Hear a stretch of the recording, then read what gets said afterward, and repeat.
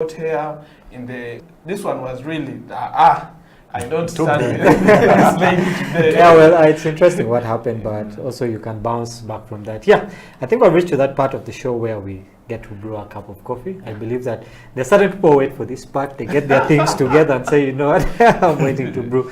And what we're brewing today is a French press. Yes, we have done this French before, press. but I always believe that it's good to learn and it's good to drink, you know, coffee from different baristas. Yes. So I'll hand it over to you guys, you know, to just take us through what we're going to make, and just like we always do, just run people through the process, yeah, from start to finish. Over to you guys. Okay, so this is our French press. This is our gooseneck kettle. This is our kettle. Yeah. It's called gooseneck kettles. Yeah. Baristas outside there know what a gooseneck kettle is. Yeah. Yeah, it's used for brewing coffee. Not like the other kettles you have at home. It's kind of different. Yeah. So we have our hot water in the flask. Yeah. Anyone can do this at home. Yeah. You don't need to just have a big machine to do it from home. Yeah. So I have my hot water in the flask. I open. I pour in my hot water. Yeah.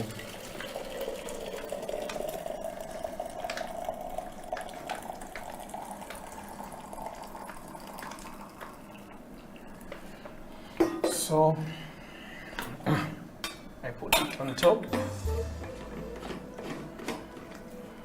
So okay, I get my coffee. Put it here. It's okay with that. Yeah, it's okay. Now I'm going to weigh my coffee. Yeah. So if I don't have a weighing scale at home, you know, You just use I can- scoops. Yeah. Yeah, this spoon you can use. Suppose I have two my or- normal- Okay. my Now, for normal example, spoon. today let me brew without a weighing scale. Yes. Let me put it aside. Yeah. So, These things I'm always going to scare do- some people. I know. You want to make breakfast and you're So, looking for a I weighing first scale. preheat. Yeah. Now, why do I preheat? The rule of brewing hot beverages: never serve a hot beverage in a cold vessel or a cold cup. Oh. That is why we first preheat. Yeah. Now you can feel the temperatures. Yeah. They are hot enough. So after preheating, put that back.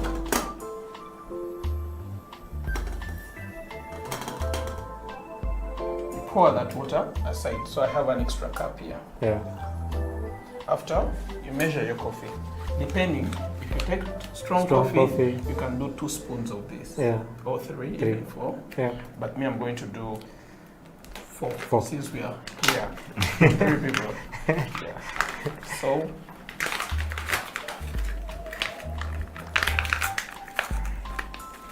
You know, as we continue with the coffee, I just wanted to ask Charles, you know, there are certain myths about coffee. The last time we came to Brew Plus, you know, one of the guys in our production crew, he was chewing the coffee beans, you know, and he said when he got home, he couldn't sleep. Yeah, so to Charles, is it true that, you know, okay, not when you consume coffee, okay, there's that effect, sometimes you don't sleep, but if I chew coffee beans on a daily, does it have the same effect, okay, on me as if I've taken a cup of coffee? Would it kill that kind of sleep from me? Or it's different for different people? And that one happens to different people. Yeah. Like for some, you can find someone, a barista. Let me say, I'll not talk about the people, the audience. Yeah. I'll talk about a barista. Yeah. He tells you, me, I'll take 4 shots of espresso to work out for me. Yeah. Now for me, when I'm at home, because I always have coffee at home. Yeah. So I always get 3 spoons of ground coffee, put in my cup, make a cup of coffee. I'll watch movies till Now, chewing beans also almost the same, only that the other one doesn't have water. Yes, you chew it slowly, depends on that period of time you're going to chew your beans. Because you're not going to like you chewing beanie.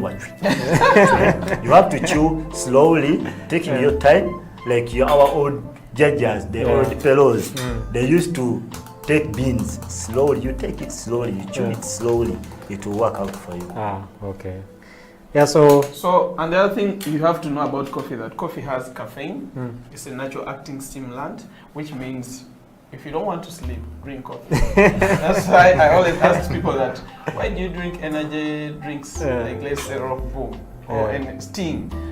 Because you see, whenever I'm weak and I feel the body is weak, I should. I should just take that. Take my sting. Yeah. So if it's a stimulant, I believe that even for there are people who go to the gym. So if I take coffee before I go to the gym, will it have an effect? Yeah, because it takes you back to history. Look at the American GI Joes, where the history of Americano came about. Yeah. Look at the athletes who used to go for to do the running thing. Yeah. They used to drink coffee to help them boost their metabolism during that period of exercise. Yeah. So it's always, I advise, You once should you're take- hitting the gym, take a first cup have of a cup of coffee Yeah. at least 30 minutes earlier, then you go on. It will help you boost that morale. Okay. Yeah. And I another think- thing oh, to talk please. about, I don't need. Yeah. To we, people who love football and who have ever played football, it is always advisable to take a cup of coffee after playing football. Yeah. Because it will bring back the energy that you have lost while in the field. Yeah. So it is a good Yeah. beverage to take after Yeah. and before. Reminds me of a joke. I think your Arsenal guys need baristas. Very many of them. The energy they're using needs to be replaced. Yeah, but so what level are we at brewing our coffee We right are now? done. I'm just serving the coffee. Oh, okay. Yes. So if you're out there, you want to know more about coffee, we always have this show every week. You can always tune into House of Talent Television. We have basically hosted very many different baristas from different walks of life who have given us their experiences, their stories, and we believe that there are still many more who will be coming through here. If you're a barista yourself and you want to come onto the show, let us know. Send us a message. We will be very happy to host you because we want to grow this industry as much as we can. We need to support each other, just like Isaac is here, is supporting his students always. Charles is also here. And we've come to that part of the show where we need to say bye to the people until next time. I know that it's not a time that any of us likes. We could sit here and talk about coffee, you know, like someone said, till the cows go home. Yeah, but Isaac, any parting words before we go? I just want to say thank you to whoever has been supporting me, majorly my students, because they have really helped me in terms of recommending others to me. Yeah.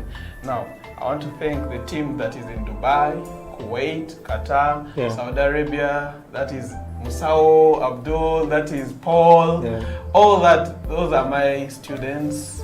I've trained them, they're Yeah. happy, they have given me a lot of good feedbacks. Yeah. And I miss those days so much. I miss my lady baristas who are there that I trained, Jamila, that is Irene, Martha, all those, I miss them. Isaac, I miss them so much. Very Daniel, interesting. I wish they are home to see this. Charles, any parting words from you? Yeah. First of all, I will thank the House of Talent for hosting us, for putting up this show always. I'm so glad to be here. I will thank my mentor, my teacher, for allowing, because when he told me yesterday that you're going to be on the show, I said, sure. Because I've never been at one. So I'm so glad that I came and I shared my experience with the audience. I'm so glad with you guys. I'm glad with the team. So please, whoever out there, please keep trying coffee. It's a good beverage for everyone to take. I also just want to thank you guys for coming onto the show. I know that every time we call, you guys are there to come and be with us. I just want to say thank you very much. It's a And pleasure. to the production guys, I know they also can't wait to have this cup of coffee. They are waiting to get off the I production just to know. get this cup of coffee, and we'll be sharing that with them. But thank you very much, our viewers, for those of you who have been on the show with us today. Remember, always tune in, always watch, send us messages. If you like what you see, let us know. If you need anything from us, let us know. If you want something that we should change on the show, let us also know. We are here for you. Isaac, Charles, and all these other baristas are here to give you different information. From us, have a blessed day. Thank you for spending time with us on the coffee break on House of Talent Television. We'll take it away with our cup of coffee. Guys, thank you very much for coming on the show. Till next time, this is House of Talent Television, the Coffee Break Show.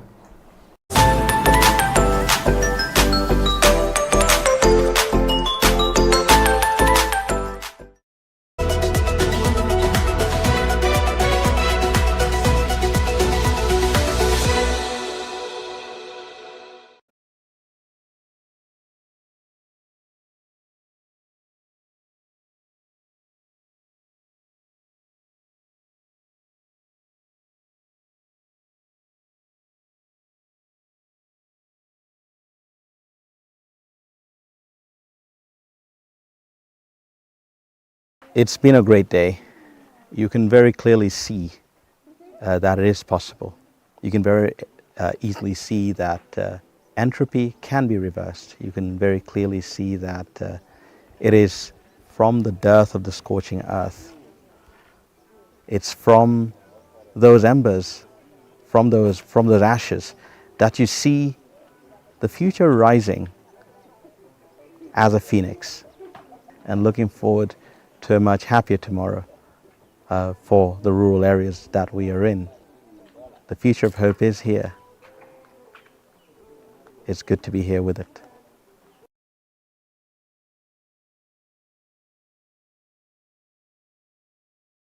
And you're welcome. We shall go in and see the power plant. Yeah. This is 32 kilowatts. 32 kilowatts. Yes,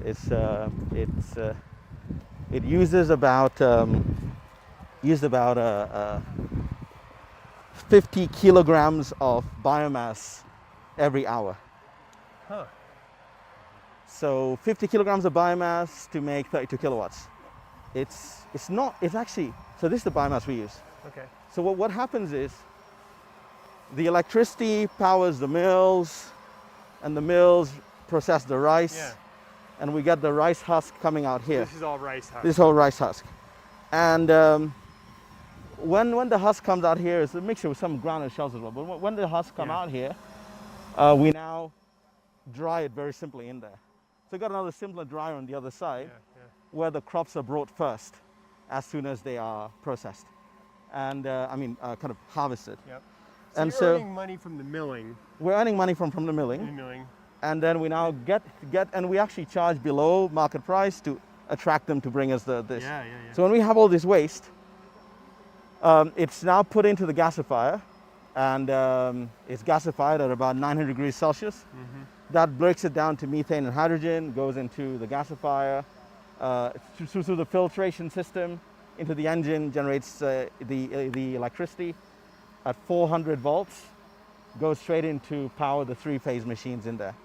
So our machines right now need about 200 kilowatts. So we've got over 150 kilowatts of less capacity than we need. Okay. But it still works because it's better to have, to have more demand than less demand. Exactly. And so it justifies us now scaling this up to 500 kilowatts, because then we have all the power we need, plus the excess for the neighborhood.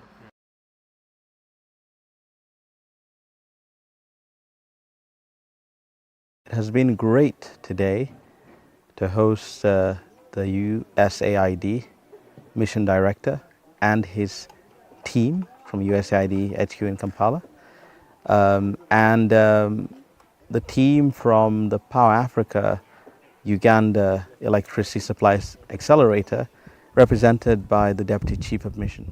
Is this unit, where did you get this? So this gasifier we got from Husk Power Systems. Husk Power Systems, they are, I think they're one of the early Power Africa partners. Okay. Back at the very beginning. They're a startup then from India, and they make these gasifiers. Okay. So and is this the same type of unit that you're gonna no, put everywhere else? No, this is the unit we've used for testing, because it was the most affordable one we could get for proof of concept. Yeah. And we partnered with Makerere University in Kampala to put this one here. And it's been working for us as a training site and also as a proof of concept site. So what's interesting about this is, as with other gasifiers from Nextera from the US and others, is the biochar which comes out. Yeah. So that actually is quite a valuable product. So this is interesting, yeah. So you're able to briquette this. We're able to sell it. briquette this and sell it as a cooking fuel. Yeah. And that allows us to have revenues from the waste. Yeah. It can also be washed and cleaned and put in the soil as a soil enhancer. Okay, so it's And so, and that additional revenue allows us to run this without need for additional subsidies. Yeah. So this is our subsidy, basically, if you think about it that way. So you're getting paid to bring it in. Yes. You're getting paid on the electricity eventually. Yeah. And then you're getting paid for yes. this And waste so product. and that's what effectively makes it viable. That's what makes it Yeah. viable. Yeah. And the solar backing it up allows this to run 24 hours a day, Okay. because we run this 12 hours a day, then having solar coming on for 12 hours a day gives us a full cycle. And then that allows the mini grid to kind of be served as it's So the needed. mini grid is 24 hours. Yes. Even though this is only running 12. Exactly. And then. And yeah. that's the, And then the briquette, like, so of the sort of that revenue breakdown Yes. between the three sources of revenue, yes, the milling, the power, and this, yes. ultimately when this is functioning the Yeah, way you yeah. want it to be, what will the percentages be? So with if you put milling together with the electrification all together, then you probably have a breakdown of about a third from milling, a third from electricity, and a third from the waste. Really? Yes, third. If Okay. you split the milling away, Yeah. then it's pretty much 50-50 this and electricity. That is amazing that this is that valuable. Yes. I would have thought you were to say something like 80% electricity, 20% from No, it's really valuable. It's our largest, and this actually cement industry. So Lafarge Holcim buys this in dried form as a replacement for coal, Yeah. and that actually, because carbon credits comes as a result of that, it pushes the price up. Now, is this any better from an emission standpoint than other sort of charcoal? It's the same thing, right? It is the same thing from the emission standpoint. However, since But you're not having to go down and cut down trees. since so you've not that's- cut down oh, yeah. trees, but secondly, you've already taken electricity out of this. So you've Yeah. taken energy out of this to produce electricity, Yeah. and you're taking energy out of it again to Yeah. do your cooking. Yep. And that's what's quite interesting. But when we go back down, I'll get my colleagues to test the newest kind of briquette that we've just started making, Yeah. which allows us to briquette the husks right from the way it is, non-carbonized, to store it all year round in the warehouses.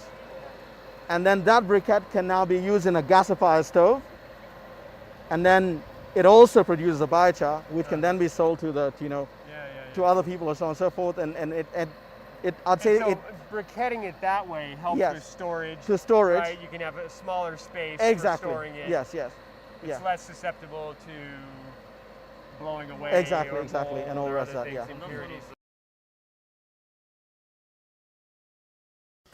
My name is Richard Nelson. I'm the mission director at USAID Uganda. Well, I arrived in January, so I experienced about 2 months of Uganda before the lockdown occurred. And I was able to see a little bit of Uganda, but whenever I go to a country to live, I like to spend that first 6 months or year just visiting as many places as possible. And this experience has been different. I've seen my house and my compound for the most part. We spent about the first hour just getting out of Kampala with all the traffic. But then it was just a beautiful drive coming north out of Kampala up to this area to see the different communities, the different regions. The topography was different, the culture was different as you could progress. Crossing the Nile was interesting. I hadn't seen the Nile in probably almost 30 years.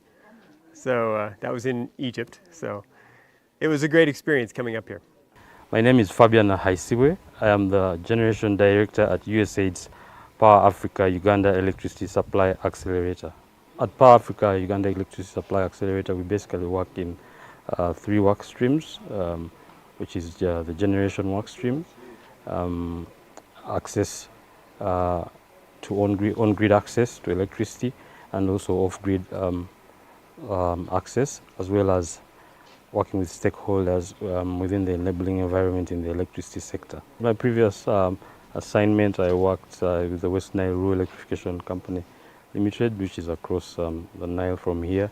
So I made numerous journeys within this region, and I'm quite familiar with the different aspects of electricity, special access within the region, the lack of electricity, especially in West Nile. We all know the challenges that I've been going there, and of course Nwea being a new district with limited access to electricity, so I'm quite familiar with the district and the region.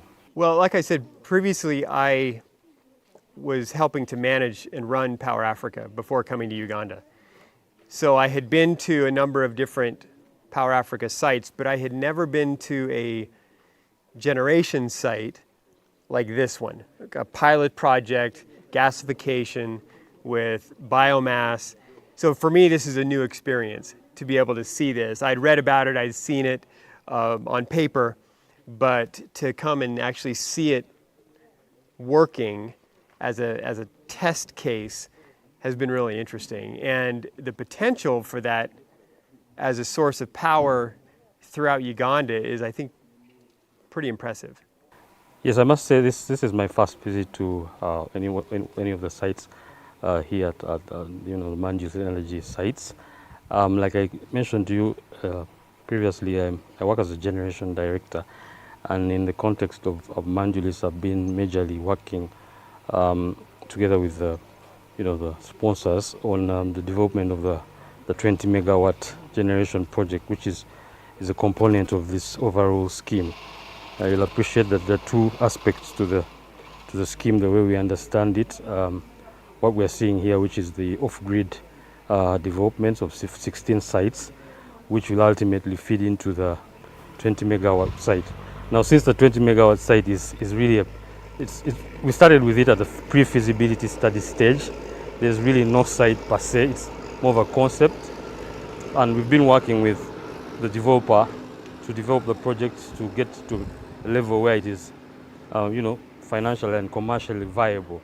So in that sense, I wasn't much involved in making trips to the site, but I have my colleagues who are working more on the off-grid aspect of Power Africa Uganda Accelerator, who have made quite a number of trips up here. But I'm delighted to be here to experience what's being done on the off-grid side, and of course having interacted with the developer and worked with consultants on the project in terms of development of studies.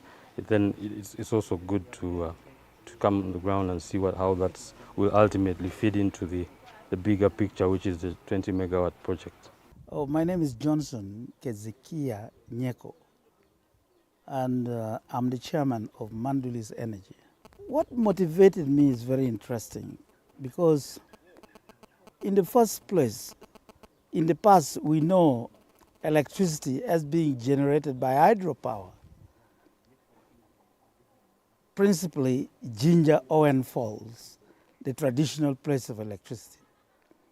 But now, when electricity is to be generated using biomass, the dry straws, the rice husks, the maize cobs, peanut shells, etc., name it, it became more interesting. We have been supported in the development of our off-grid and grid-connected projects under development by the Power Africa program, initially through Tetra Tech, and now through POESA, and we've come a long way. We began project development in 2015, and now we have our feasibility studies completed for a 20 megawatt grid-connected project, and for 16 off-grid projects at over half a megawatt each, which is quite great. And our existing pilot here in Pameno-Lango in Latoro, in Gorapoyos sub-county near Latoro, we've had them visit and see exactly how each of our off-grid sites will end up working. They've come to see how we turn agricultural produce fresh from the farmers, how we move it here, how we dry it, clean it, process it, to release the biomass, which we then use as the feedstock to power the power plant and to make the briquettes for clean cooking.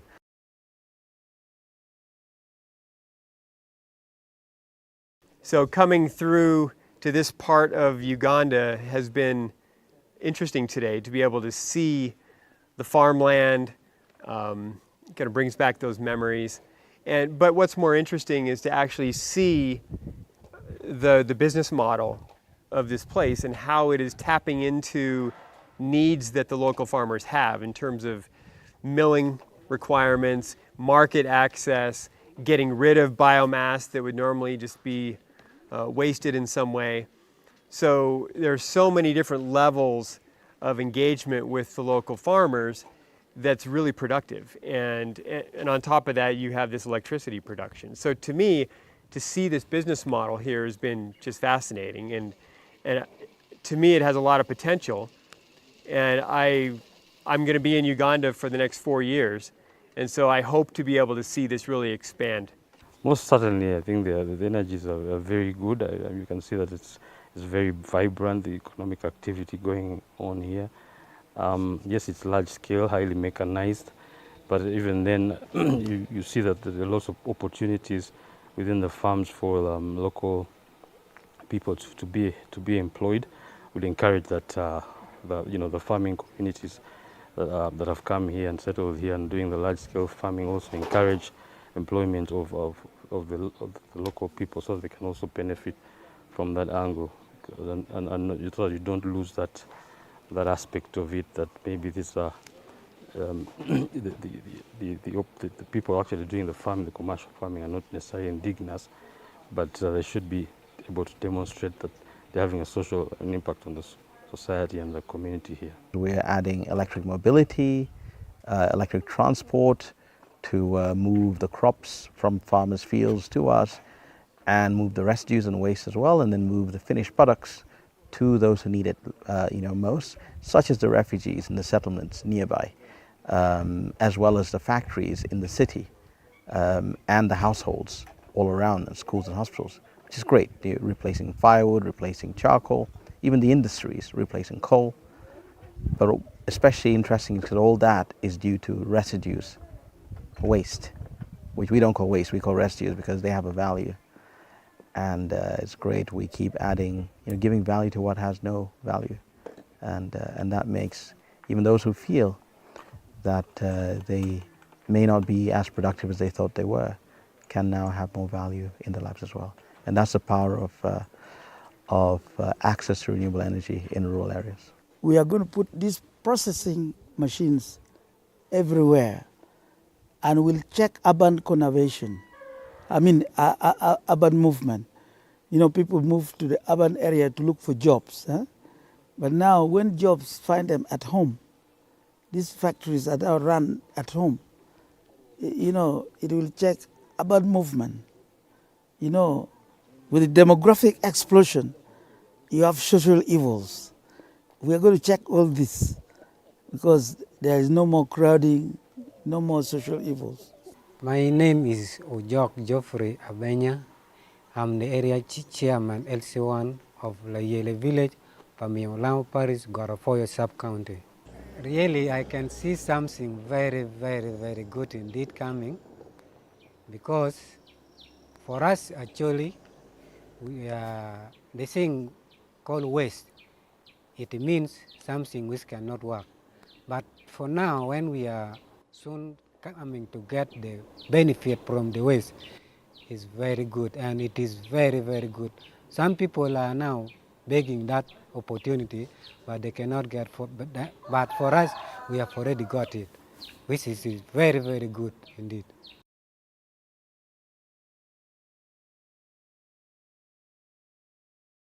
One of the things that I'm really focused on in my position is trying to get organizations like ours to move away from traditional development to working more with the private sector, to help the private sector, companies like this one, to become successful, to develop business models that will last for decades, and that will employ lots of people, and that will generally raise the standard of living in the areas where they're operating. That's what I want to see. I want to see successful businesses pop up and operate all throughout Uganda. That's my focus. This is a very innovative sort of technology. It's not widely the generation technology that's used here, which is basically gasification of the biomass to produce electricity. It's not common here in Uganda, neither is it in Africa, and this is a very interesting project for us to be associated with, to the extent that we need to get this right and be able to then scale it up to, high levels of generation, 20 megawatts, and use this to showcase to the rest of Africa that we can also have biomass as a generation option, an alternative to the traditional, thermal fossil fuel generation and hydro, for which Uganda is well known. But we need alternatives, and they should be encouraged that the work that they're doing here will most certainly be fruitful in the future. The impact on agriculture is immense. First of all, access to rural, renewable energy, access to renewable energy in rural areas. Access to renewable energy in rural areas is really important, especially productive renewable energy, affordable renewable energy, sustainable renewable energy. Electricity in rural areas at the same price or less than electricity in the urban areas. That is monumental. At the moment, someone in the rural area has to go 100, 200 miles away to process their product. And they can't afford to travel there, so they sell their crop right here, unprocessed, at a minimum price. And that perpetuates that cycle of poverty. But when you now stop that, when you stop that by giving them an opportunity to add value at source, you give them an opportunity to get a higher price for their product at price, to get a higher value for their time at source, it makes a lot of sense, because they can earn more money to feed their families, improve their livelihood, send the kids to school, pay taxes, build their businesses, build the local economy. The taxes can fix the roads. The taxes can build better schools and hospitals, and you find the economy moving forward. It actually all boils down to this, which is quite interesting.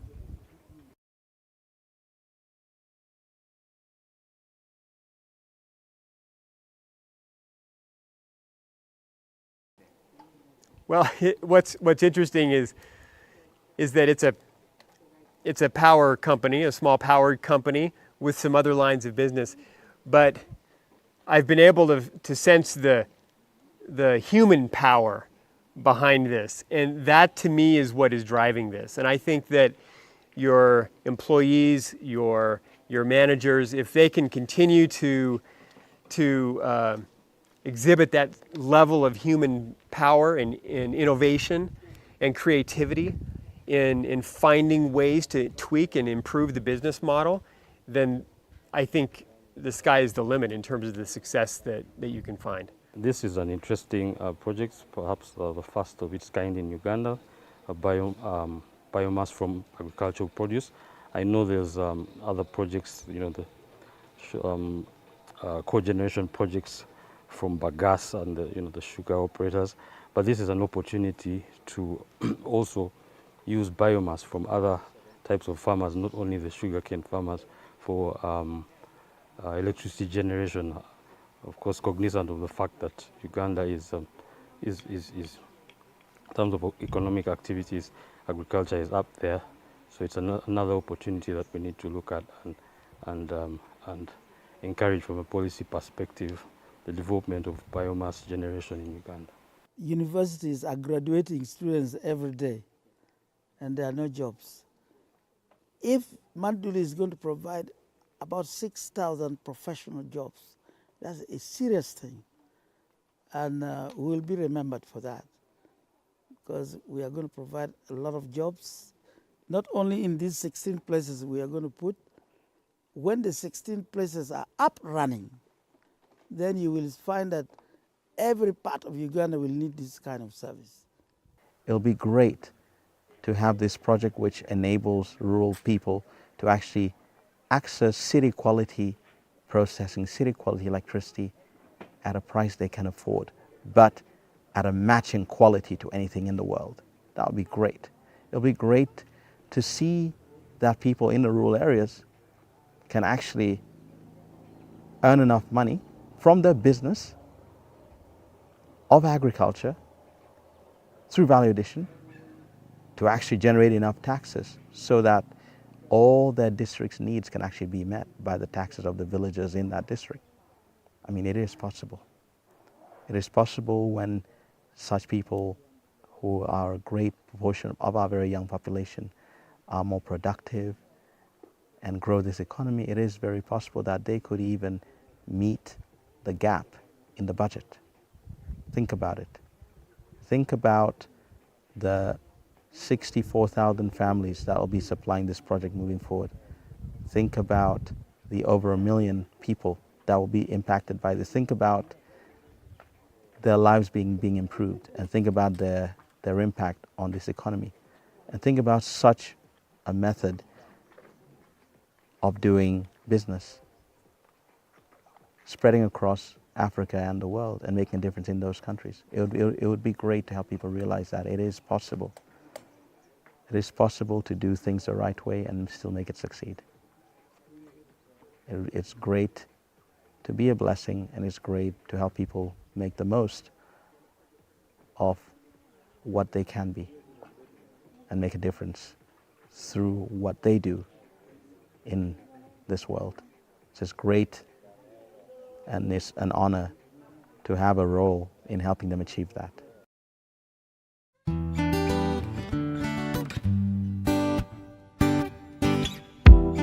I will make you feel like you've never been loved, like you've never been loved. Hey baby, it would take a lifetime for us to be over, sweet baby. Heaven will sing when we have each other. You don't have to fear, 'cause I will make you feel, I will make you feel like you've never been loved before. 'Cause I'll give you love like you've never been loved before. I will make you feel like you've never been loved before. 'Cause I will give you love like you've never been loved before. So don't be bothered by what your friends say, 'cause they don't know my love. I'll hold you, I'll be your shoulder, and you will never cry. You don't have to fear. No, no, I will make you feel, I will make you feel like you've never been loved before. 'Cause I will give you love like you've never been loved before. And I will make you feel like you've never been loved before. 'Cause I will give you love like you've never been loved before. Listen baby, I know you've been searching for a real man who will love you for who you are. So don't look further, here I am, if you let me in. Mama told me if you find the one, she's worth fighting for, and here I am. I will give you all that I am, if you let me in. Love will set us free, yeah, if we'll let it be. And I will make you feel like you've never been loved before. 'Cause I will give you love like you've never been loved before. And I will make you feel like you've never been loved before. And I will make you feel like, yeah, oh. And I will make you feel like you've never been loved. 'Cause I'll forever ever give you love like you never had, like a blessing from above. I will always shower you with love, feel like you've never been loved. 'Cause I'll forever ever give you love like you never had, like a blessing from above. I will shower you with love. I will make you feel like you've never been loved before. 'Cause I will give you love like you've never been loved before. And I will make you feel like you've never been loved. Oh, 'cause I will give you love like you've never been loved before. I will make you feel like you've never been loved, like you've never been loved. I will make you feel like you've never been loved, like you've never been loved. baligamba nti nayimbira abato nayimbira emitima egyali mu kabi gitebenkere abantu balamu baagalane baligamba nti nafubira ku gita abalala balwana senga ndi ku gita njagala bayige ewane nti twaliyo buli kyenkola kikolera balijja Mungu anyamba abaana nneme kubaswaza njagala bayige bewane nti twaliyo twakulira mu mulembe gwa Kenya twakulira mu mulembe gwa Kenya twakulira mu mulembe gwa Kenya twakulira mu mulembe gwa Kenya. Children will rise taller than the mountains. I'd love to be a part of their foundation. I'd love to hear them say, we were there, we were there, we were there, we were there. Children will rise taller than the mountains. I'd love to be a part of their foundation. I'd love to hear them say, we were there, we were there. Every song I sing so they can be strong. My every heartbeat so they can love forever long. I love to hear them say, we were there, we were there. Oh, oh, oh, yeah, yeah. Twakulira mu mulembe gwa Kenya. Twakulira mu mulembe gwa Kenya.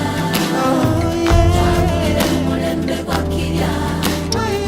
Twakulira mu mulembe gwa Kenya.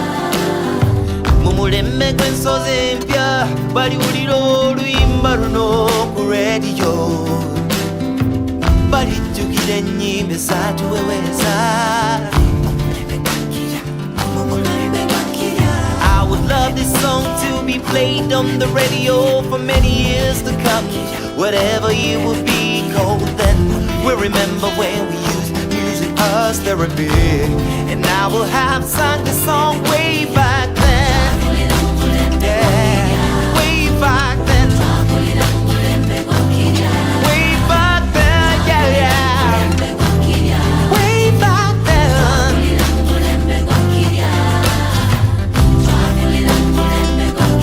Abana bakule, abana bayige, eggwanga likule.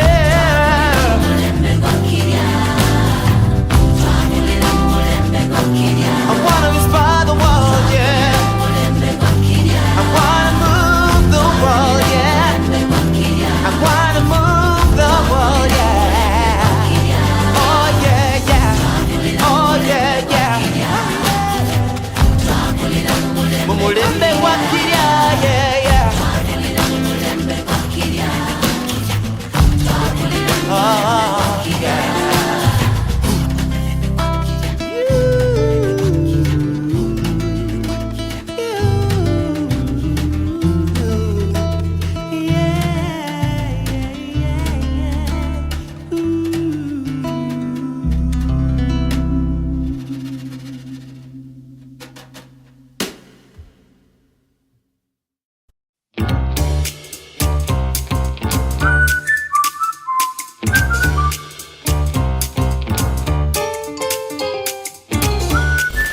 Sawe tuse kwejijokebera kola bekubudde dobozi lirina oguna omujaja n'amabidde sesamu enkuwereza ntudde ku kyoto mpa Kampala sitenze bamanyini n'akatinko buza bamanya oluganda lw'enkuba sirina budde burape Kampala bwewa n'akatinga budde wereza amatooke n'erumonde saako n'ebinyeebwa akatunkuma amayuni kingere ndese Luganda ipiaddi gye watugamba ffe tulinze stories elevation copies nga zitunze soka video zimwana nsulewo busingo male ntabale ZBET nze sitya losi mwana wange losi nze njitya kyovola basikowa nina okugunjula emiti emitogi n'eginaddawo pause nange bwenjo nina okuzaalira eggwanga lino nga sinavaawo anazaala teyeerangirira gwejjayo sitolezo oba okubabula ng'ogenda bwerange ku laadiyo abawala b'omu Kampala nze mwannema akajanja mwagala okukwanibwa naye okuzaala nedda ogambye eki guno mulembe ki tunazaala tutya abaana ng'ate mwe muliyala mukwanisa obusente ng'ate tebuliiwo okwana agine beti ng'ate osula wa sofi bwe mba nsula wa sofi ye yangwana lwaki ansa yammwe yes buli abagambako mwagala abasajja bokka bajjayo zidoola zino ennaku bwengula ekikomando nti nedda topiki njikoye tudde ku birala obonga nani mu Uganda sizonya nti yeeno mbonga n'oyo yenna n'akyusa eggwanga anajja bw'emize emibi wano ng'okusumagira mbonga n'oyo yenna anaafanga ku bakyala breast cancer amalwaliro tulina matono mbonga n'oyo anaaleeta enkyukakyuka mu nsi okusomasome nga nkimanyi omulimu weeguli mbonga n'oyo anaakendeeza kutya gaasi kuba ku kampasi ng'oyo okwekalakasanga ze mbonga n'omusajja najjawo ebinnya mu kkubo alwanyisa enguzi ng'eno asasula n'abasomesa mbonga n'oyo yenna anaafanga ku bavubuka kulwanyisa yala mu zigeto ffe tuba bubbi mbonga n'oyo yenna nga masita pulana akoleyo site mu Uganda nga tulina endala mbonga n'omusajja anaafa ku muntu w'ensi akendeeza akabeeyi ka sukaali kake wansi mbonga n'oyo mu nsi yange atatunda bintu kuba mmanyi nti saawa yonna nanga ntundiramu kati gwe bonga nange bonga nange obonge nange obonge nange bonga nange nkugambye bonga nange tobonga n'abayaye bw'oba ojagala okukyusa bonga nange bonga nange obonge nange obonge nange kugambye bonga nange nze nkoyo kubonga tobonga n'abayaye bw'oba oyagala okukyusa Nelise for Royal Highness drift on the beat Big Mott peace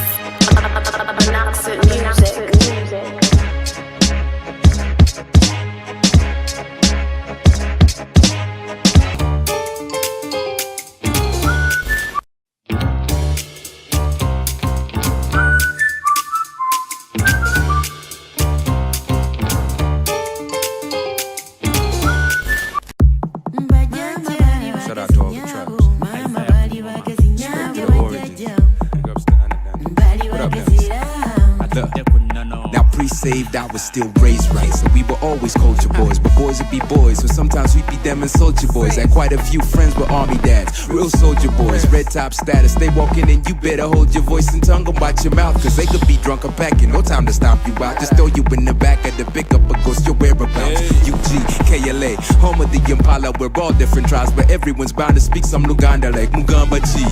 That's from my old schoolers to Sidore G. That's from the new students with that slang edition. From urban to local tradition, while handing down that history through those oral renditions, like the story of Kintu. Musajja nenteye, Kintu ya wasanambi. Mwanyina wa warumbe is only one of the stories that explain things like our origins to death and everything in between. Oral historians before us young MCs at the scene. Mental recordings, those been in my makeup since time immemorial. Respect to those before me, yo.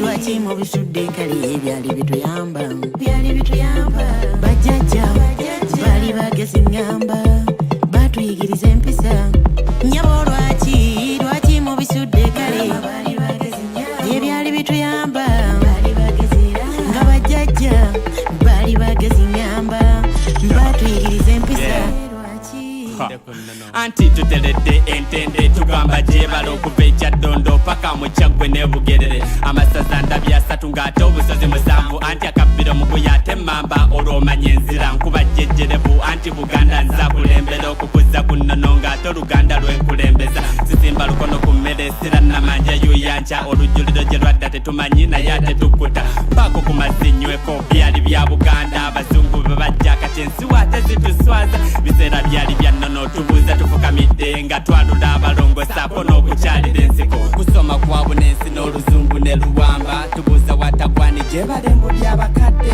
ettofaali tukwebaza lisonze yebale magulu nnyondo awangaale nange embeewo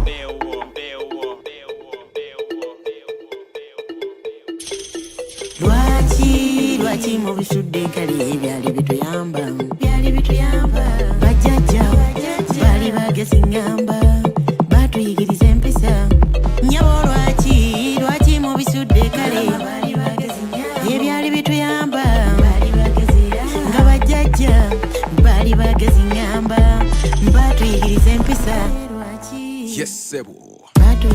This is how the culture was handed down. Around the fire, children gather round. Different rituals and different tribes. It's how the tradition was kept alive. Spiritual emphasis behind the drums. The old voices here to guide the young. So as me and Nelly say, trade them balls. We give respect to those that came before us.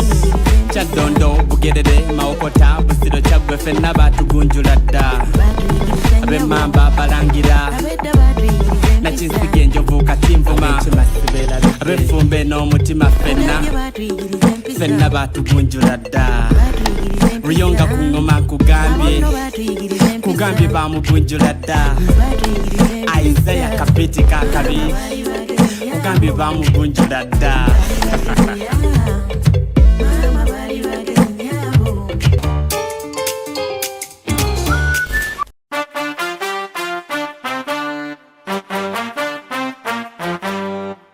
Nalina omuwala eyeebusabala prosikovi omulungi weebusabala yalina akamwenyu akalinga enjuba nga mutayiza ngattega ejjuba waliwo ekintu ekyansumbuwa ekyo ekintu ekyangoba ebusabala yalina muzeeye yali yajjula obukambwe nga buli bwandaba ng'awagala ekyambe kyekyangoba eyeebusabala Changobe ye busabala Changobe ye busabala Changobe ye busabala Muzeyi yali mulodi we busabala okuva ebuvanjuba paka ebugwanjuba ng'abanoonya abasajja ba local defense mikwano gya muzeyi wa Sikovia buli omukwano gwali gujja kunzisa nga njiribayiriba ne Prosikovia obulamuze yali yajjula obukambwe nga buli bwandaba ng'awagala ekyambe kyekyangobe yeebusabala kyekyangobe yeebusabala kyekyangobe yeebusabala kyekyangobe yeebusabala ekyangobe yeebusabala batuula ku ntebe nze ne bampa omukeeka ekyangobe yeebusabala nze omwana w'omuntu ne bampita enswera ekyangobe yeebusabala prosikovi ekimuli kyebusabala obulamuze yali yajjula obukambwe nga buli bwandaba ng'awagala ekyambe kyekyangobe yeebusabala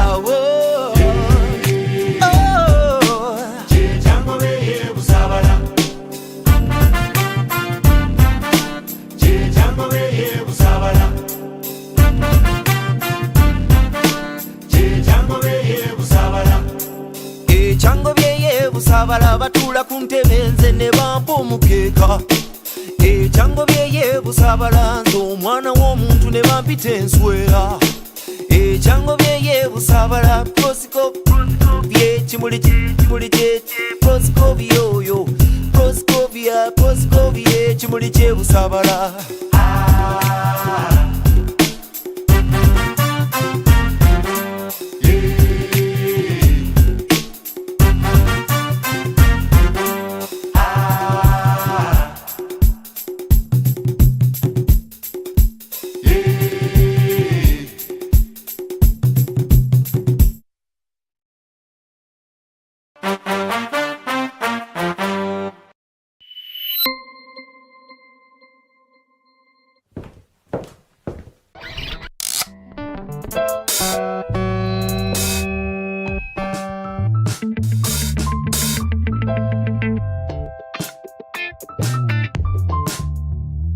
Three, two, one.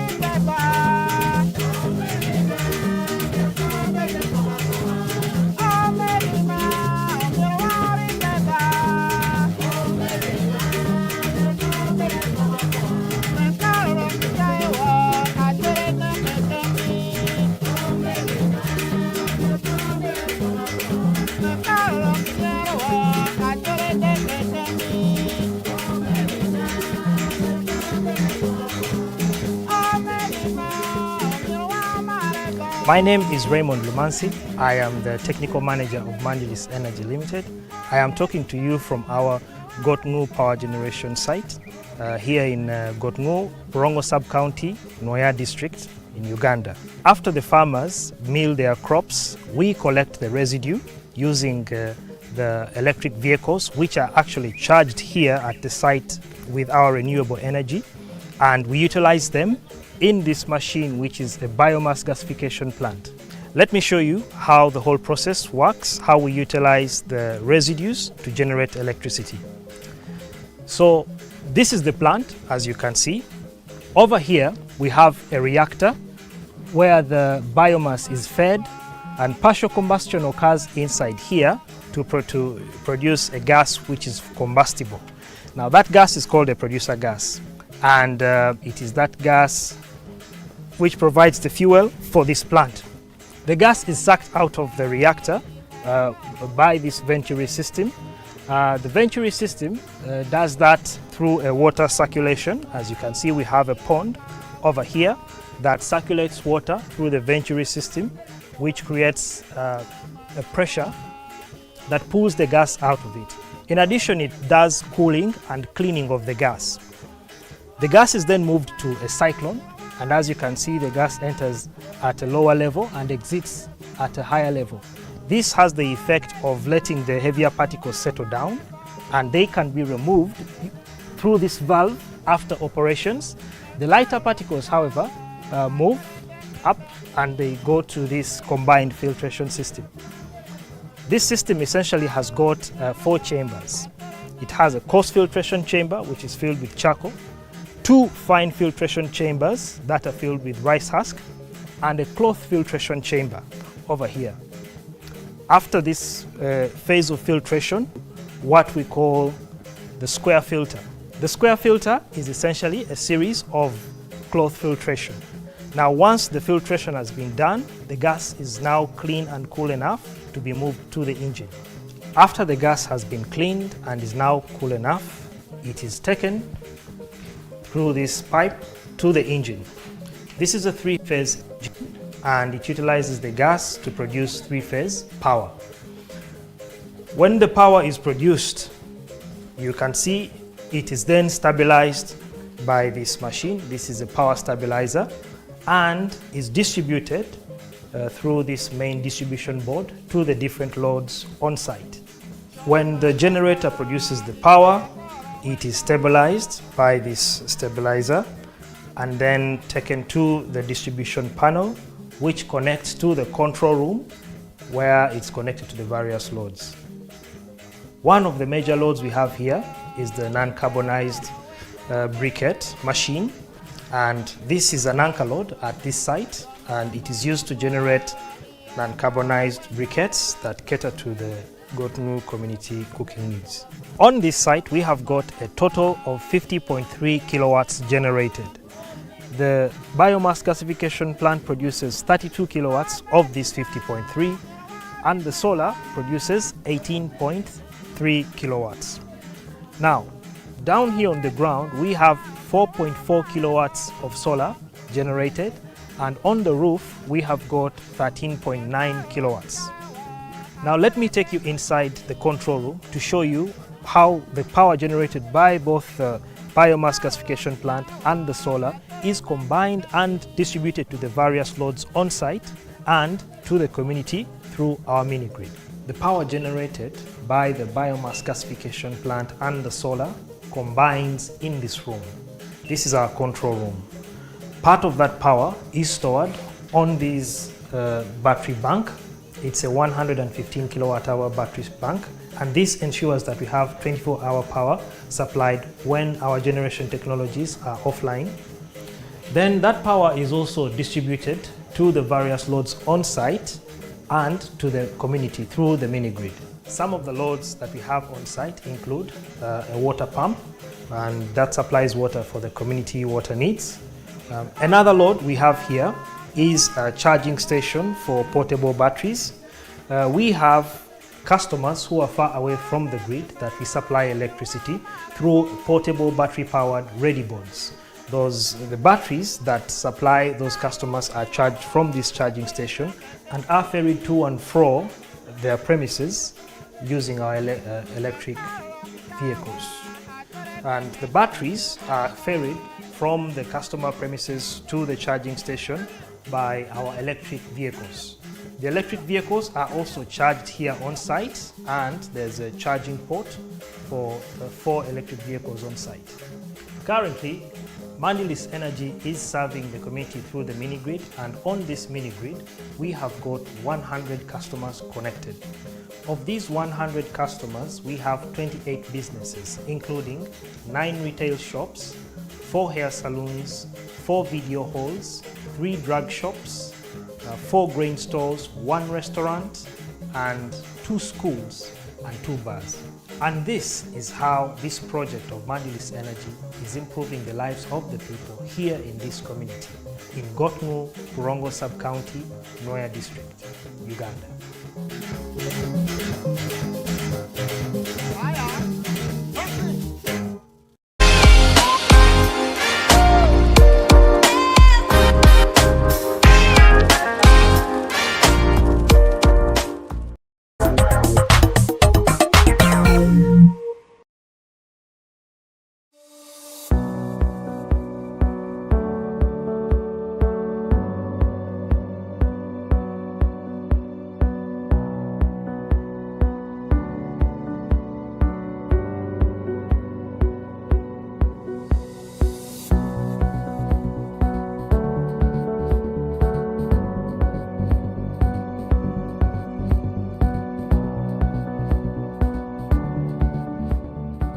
My name is Martin Anthony Nsubuga. I'm the CEO of Uganda Retirement Benefits Regulatory Authority.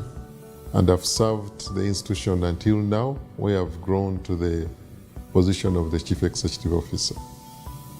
So I've seen UBRA since its establishment. I was also the person who started the organization as interim CEO for the organization. My role was to set up the organization, and here we are. It has been a really new experience in my life. As you may have heard, UBRA was non-existent. There was no formal regulatory environment for pensions or retirement benefits. So we are a pioneer. We were appointed to set up the architecture and the environment for regulation of retirement benefits and pensions. So the Ministry of Finance, because I was the technical person really handling all these reforms, they asked me to come and set up this institution, which is the Retirement Benefits Regulatory Authority. So I was requested to start as interim Chief Executive Officer, which I did from the year 2012 to early 2015. It's been a great journey. When we started from scratch. The journey of 10 years of UBRA started with an Act of Parliament of 2011, but actual operation started in 2012, and that's why we are celebrating 10 years today. There was no institutional setup, there were no laws, there was nothing. So we started with the legal framework, putting in place the legal framework that establishes the supervisor or the regulator for the retirement benefits sector. Before then, UBRA came into the market about 10 years ago. The first thing they did, right from their first offices at Communications House, was to take stock of the market. Who are the players? Who are the retirement players in the market? Who are the service providers? Which schemes are operating in the market? Service to note that there was already something happening in the market, even before UBRA came to play. And because of that, there were Ponzi schemes, there were frauds and all those kind of things. There was no trust in the sector. So our primary objective was to build a system that would instill confidence in the general public. I believe the journey has been very successful. We have a footprint now in the community, and that footprint is best exemplified by the growth of the pensions sector. When we were appointed, the pension sector savings were less than 5 trillion. Today they're approaching 20 trillion. A number of proposals were carried to Parliament, and the biggest one was to actually put in place a sector regulator. My role as a Member of Parliament when I came in 2001 was to make legislation. And one of the laws we have made is the UBRA Act, which basically came in to assist how to regulate the retirement pension funds, which were missing in this country. I'm proud that now we have over 19 trillion shillings in the pension fund. That's a very good contributor to national development. And in the future, I'm sure this money we shall not go to borrow. We shall use this money of the pension fund to really develop our country.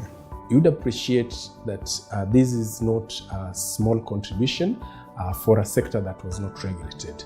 But overall, it was part of the global reforms that we are seeing in other countries in the pension sector. To me, that's a plus for the authority. And you can imagine in a very short time, in less than 10 years, we have over 19 trillion. It believes that within the next 5 years, we should be over 40 trillion. To me, that is a plus for UBRA and a surety for the people of Uganda who save with these different schemes, knowing that somebody is there making sure that my money that I put in any scheme is safe, is protected. So one of the main objectives was to safeguard the interests of the members. Now, what this means is that the moment members' interests are safeguarded, their rights are protected, it then boils down to growth of the sector. Now, what we've seen in the last 10 years is that the sector, the assets under management have more than tripled. So within a span of 10 years, we're seeing a lot of efficiency in terms of members are able to get their benefits, they're able to access more information about their schemes. More importantly is the professionalism that has been injected in the sector. There has been a deliberate effort to build trust because the foundation is strong, it can be trusted. And again, the investment structures are very solid, so which means they encourage the growth of the market, the growth of the portfolio, and also provide the positive returns that we see to date. The last one that is significant, which I've seen UBRA doing, is promoting transparency. So to a member, that information creates trust within the member because you are saying, there's nothing I'm hiding. This is how we run the scheme in the year. There were 13 meetings, and this member of the board, out of 13, he attended 3. In the saving schemes, there was no trust, there was no confidence, there was a lot of risk. Even the savers could not know how much their contributions were. Okay? In other words, everything was in a disarray without any regulator. I think as well, looking generally at the business environment, you rarely now see complaints of people stating that the funds that they thought they had in their names have disappeared or have been paid to the wrong person. And all this is just because of the supervisory role that UBRA has brought in, which has been pivotal in making us run a world-class pension sector in Uganda. There are 3 parts to any pension system. There's the contributions or collections of pensions, there is the management of the pensions or the investment of these pension savings, and then there's the payment of these pension savings, either through a lump sum or through monthly payments. We have had a shared responsibility with UBRA for the past 10 years in the aspect of management of the savings through investments because many of the fund managers whom we license are also licensed by UBRA. Although UBRA focuses a lot more on the pensions, the retirement savings that they manage. So we have done this role together, we've had this shared role. The synergies we have drawn from this partnership have been very beneficial, and we look forward to continuing to work together with UBRA in the future. We see growth in number of schemes in this market. Today we are talking of 65 schemes. In the past we are talking of 3 schemes that were established by an Act of Parliament. That is the Public Service Pension Scheme, the Parliamentary Pension Scheme, and the NSSF. All of them established by an Act of Parliament. More importantly is to say that the journey that UBRA has walked over the 10 years have been challenging, but also refreshing, in a sense that they came into a virgin market. There was no regulator before them, especially. So what they started with was commendable. Let's do a stock taking. Let's understand the market. Who is doing what in the market? So I think that phase helped UBRA create the visibility, create identity for the first 3-4 years. Over the years, they've also been able to do publicity to kind of show the market, show the public that this is what we do, and especially as you plan for your retirement. At least for the last 10 years, we've not had any corruption, loss of members' funds. We've also not had any poor investments, because investments are all known, structured, in particular known asset classes that provide a very good return to the member. And actually in this period in time, that's when the sector has witnessed high returns to the members, double-digit returns for the last 5 years or thereabout. So, in my opinion, that is trust from the general public that we are doing the right thing, and we hope that we continue to do that. In the next 10 years, what I would like to really see going forward is the spread of coverage, because the pension sector as it is now is really in the formal sector.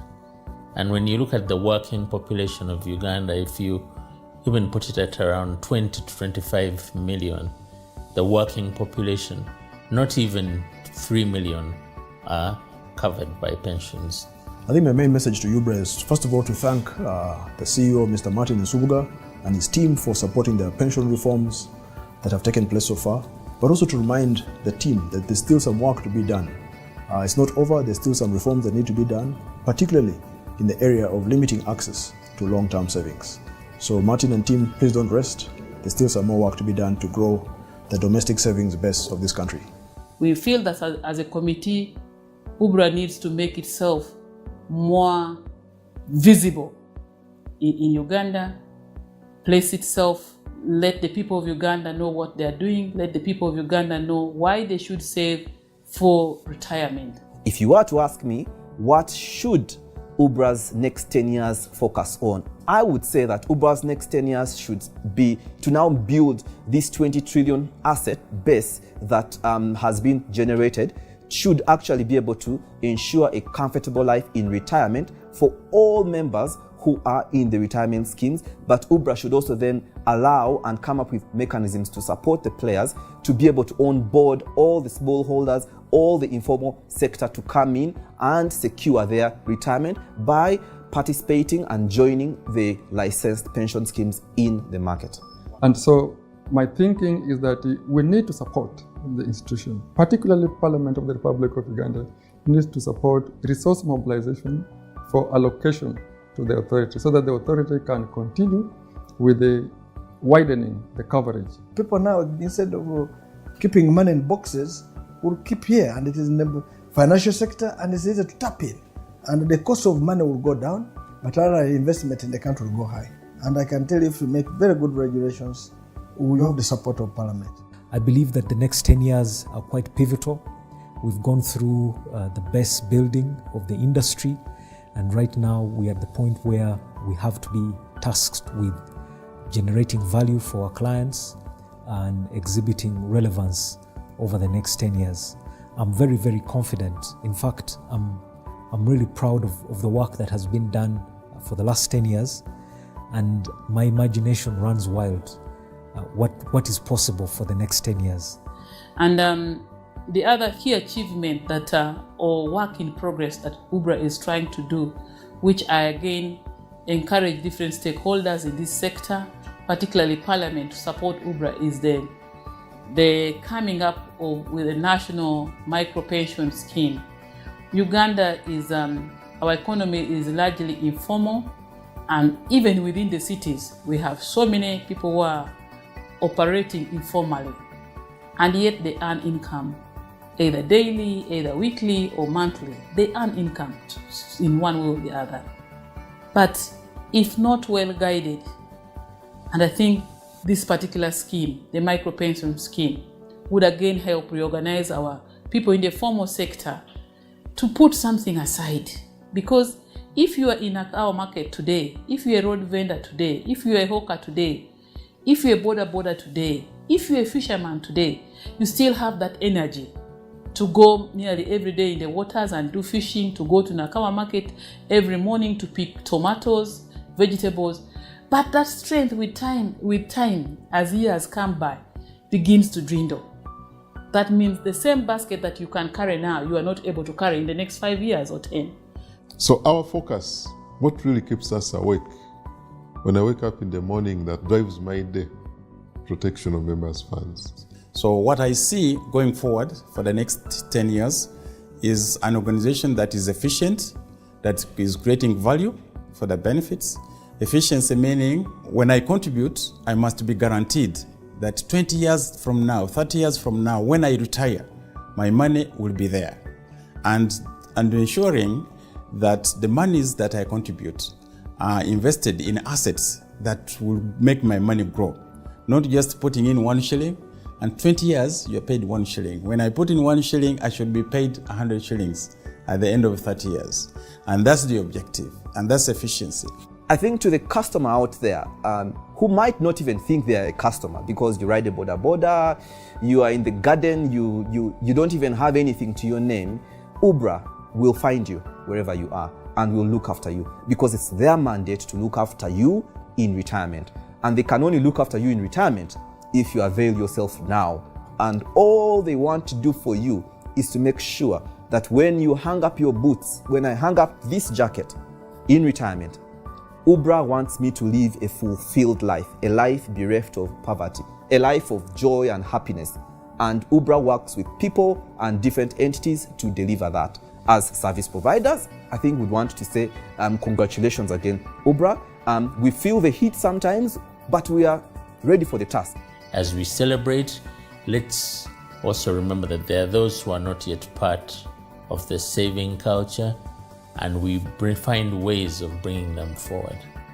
I wish you a happy celebration. As we celebrate 10 years of service protecting retirement benefits in this country, allow me to thank the Board of Directors of Uganda Retirement Benefits Regulatory Authority. You have been very instrumental and very focused.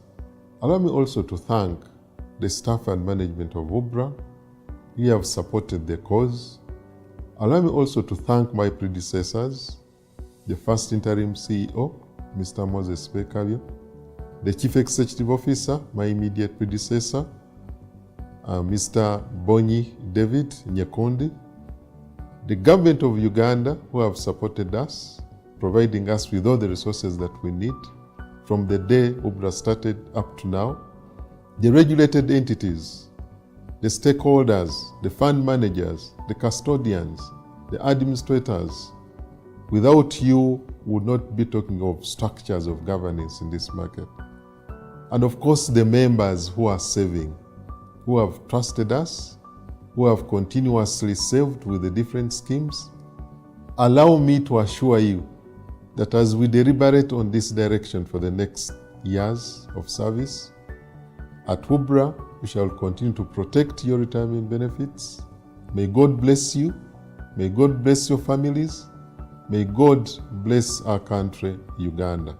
Let us celebrate as we thank God.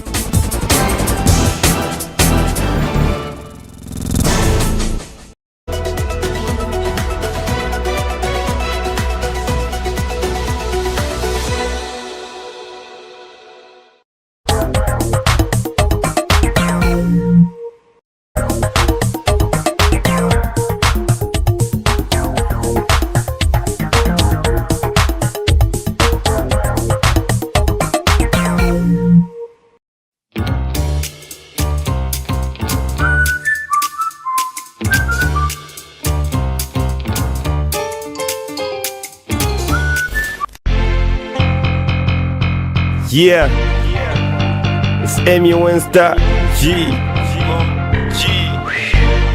the 8th way. Nkera muzi hustle, nara ndembera muzi battle. I know life is one big struggle, but sometimes nebuza chinagwa kino ngate fenna picture twatondebwa mu ya mukama. Fenna tulya fenezike tusala, fenna tuli basine era basinga twenenya. Nato bonabona nze asinga why me? Aye lwaki nze tiega, lwaki nze sigagawala, lwaki bwentegeka ekivule nkuba lwetonya, ne lwaki balama nsinga, lwaki Uganda World Cup ekyatulemye oyingira, nga lwaki corruption taggwa, lwaki ba politician babeera batusiriwaza. You I need some answers kubanza amazima mbikoye kyo kyekyo. Omuntu ave yambulira amazima nze mbikoye. At some point you feel like giving up, nigga. Ndamanya hunde ruga, ndareba hundi kuza, mumisha hundi kuza, chiga float charge kuza. Otawamani kwenda kwitwa chiniga, Uganda yo misho lyakwate zo big figures. Jiro mujinya mwana korana mani, tindenda raparangira hip hop ereshashura lyari. Emyaka jakarenga bandavuge gari, nashanga fani yangira ntiboro maramani. Ounda kantra handsome kwa tejo ipsam net shwara, hip hop yanyeresha lyari. Leka kushomese kuno kwefagao kurasto leshanga twena twashongora. Leka kushomese kuno kwefagao rugamu byamunde kondereri we yehinjire. Ejini chiga flow ndajitamish ne mas ndazaha chadia nanye garuha yama Ethan ni kwetiri. What?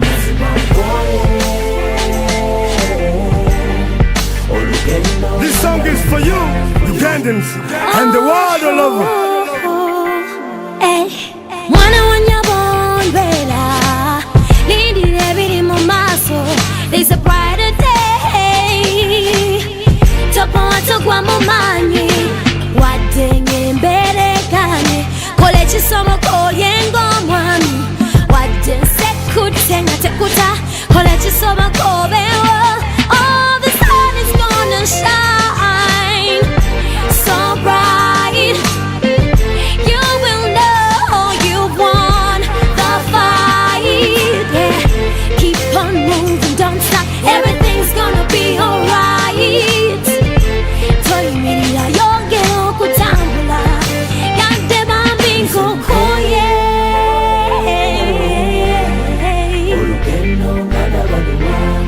Yadinga olugendo luwanvu ojja kumala.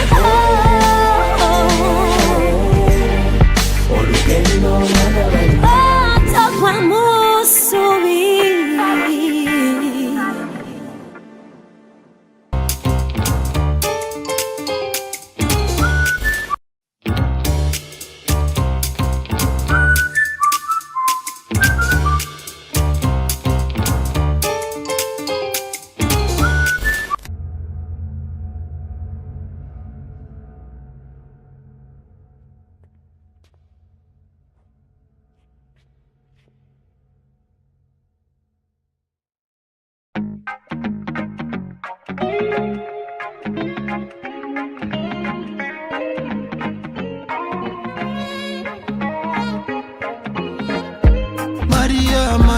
Mariana, ma Mariana, ono muwala teba mukwana. Mariana, ma Mariana, ono muwala teba mukwana. Big woman thing. Girl, me love how you talk so. Girl, when you talk, me can't tell you shut up. Simply fine when you talk, baby. When you talk, me just a blackout. Jagalanzi Jeff, your body boat. No visa, baby, got no passport. No money, boo, no visa too. But baby, me give you the comfort. Mariana, ma Mariana, ono muwala teba mukwana.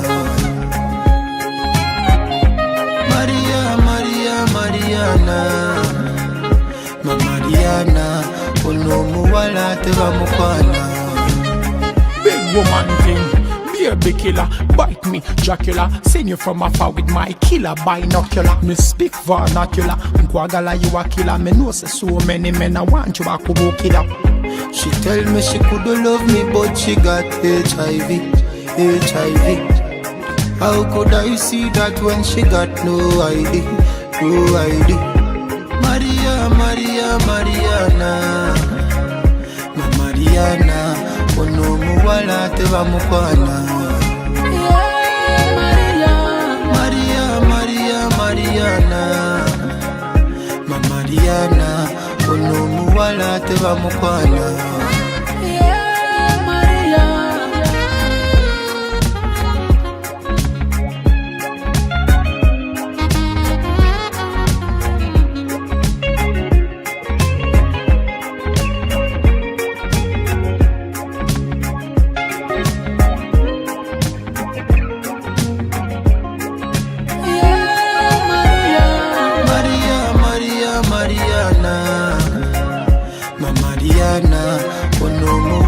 Teba mukwana.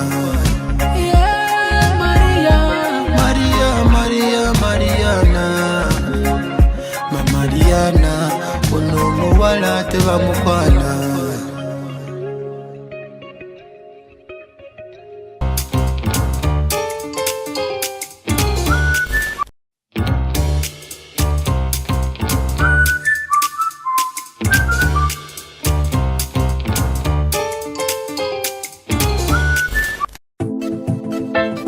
Kampala, Apex, Uganda.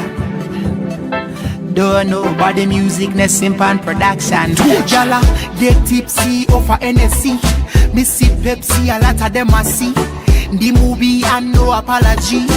Many artists get an allergy. The Wagulu, a lot of them me a pre-torch. For the music in a oveni. We gone so high, so a lot of them I see. We are so high. Bari mumotoka fe tuli kubigere, tulinze sente zafe ziwere. Mambo mingi alatakelele, and a bad mind still fight it every day. Power, them a like that fire power. Them a like that fire power. Fire happy bone and soon. Monday to Sunday luna kulwange, sula wonanze wensanze. Abachala bange bona mubampe, nyenyeza mu wine palme. Me tell them that he bad mind, no time for you. No response if me think it, no wreck for you. Don't need gira, but no see good debo. I'm a time for you, mash up the place, you know. Bari mumotoka fe tuli kubigere, tulinze sente zafe ziwere. Mambo mingi alatakelele, and a bad mind still fight it every day. Them a like that fire power. Them a like that fire power. Fire happy bone and soon. Bagamba, nzenja kanga malaika. Akapira nkazanya me striker. Tubayo mubide like flighter. Never tulawa, they say we out of the sight. But to wala na beka we art and style. Zena the movie before the boy, yeah I know. DJ me know you bad, yeah I know. Girl them off the wine pan time. Bari mumotoka fe tuli kubigere, tulinze sente zafe ziwere. Mambo mingi alatakelele, and a bad mind still fight it every day. Power, them a like that fire power. Them a like that fire power. Fire happy bone and soon. Studio with Tony, now we not a killer. Everybody fall in when they see the killer. Everybody fall in, feel lyrical, oh me gala. Love me when me performing. You know me pull up the bad man style, yeah, hear me. Too much money to me think you can't help me. Now me sell pan the water like fairy. Some say me cool but me say I'd vary. Bari mumotoka fe tuli kubigere, tulinze sente zafe ziwere. Mambo mingi alatakelele, and a bad mind still fight it every day. Power, them a like that fire power. Them a like that fire power. Fire happy bone and soon. Stay on top like a pulpit. Flow got brain inside it. So visible them can't hide it. No man to me think can't hide it.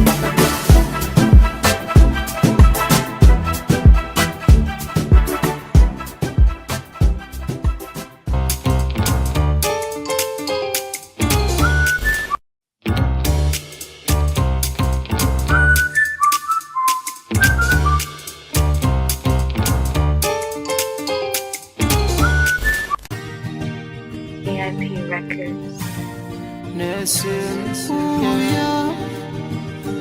Ooh, yeah. Hey. You know me now. Yeah, you know. Alex. Torch. Hey. Ooh, yeah. Ooh, yeah. Ooh, yeah. Ooh, yeah. Ooh, yeah. Ooh, yeah. Ooh, yeah. Ooh, yeah. Ooh, yeah. Ooh, yeah.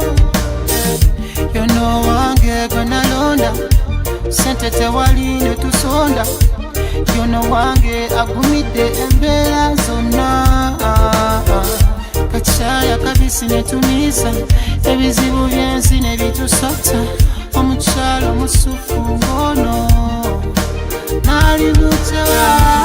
Uyo, uyo, uyo. Uyo, uyo, uyo. Uyo, uyo, uyo. Uyo, uyo. Nsana yetu kwata Katonda kuba yalina pulani.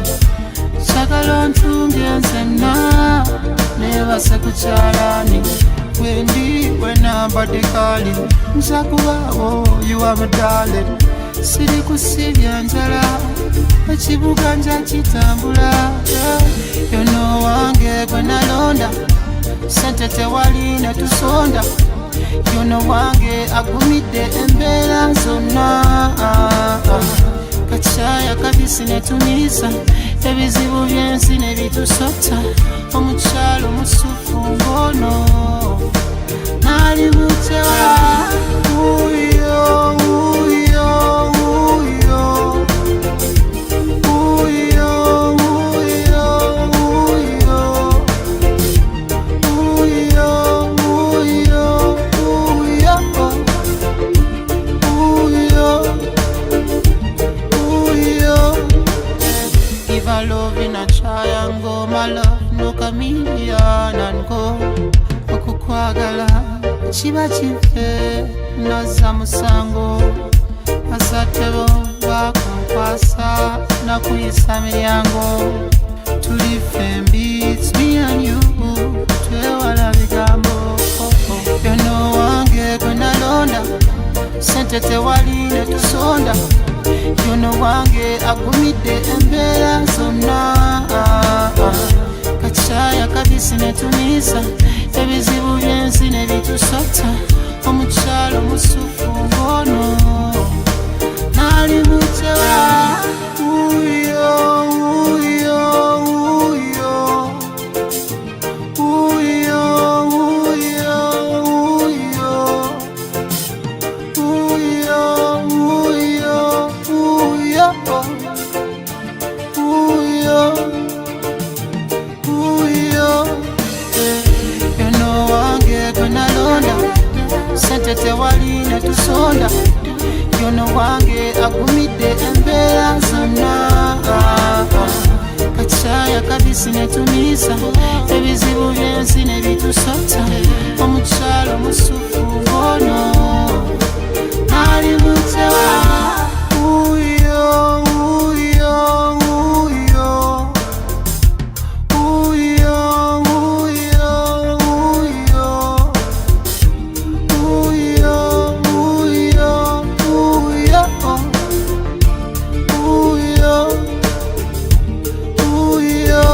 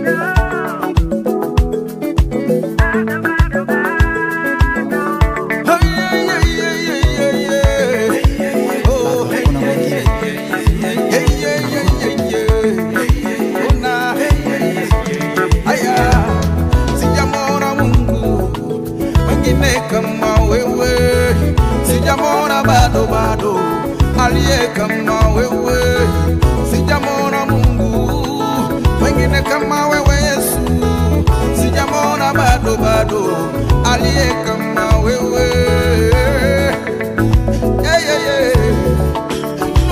No, sijamwona Mungu mwingine kama wewe, sijamwona bado aliye kama wewe, sijamwona Mungu mwingine kama wewe Yesu, sijamwona bado aliye kama wewe, aliye kama wewe Baba, hakuna kama wewe.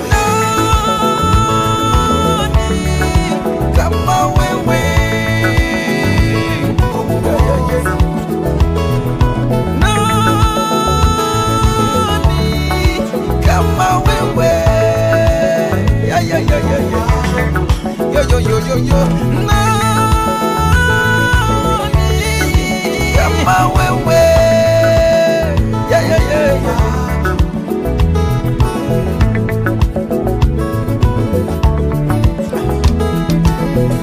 Ewe Yesu, nguvu zangu nakupenda sana.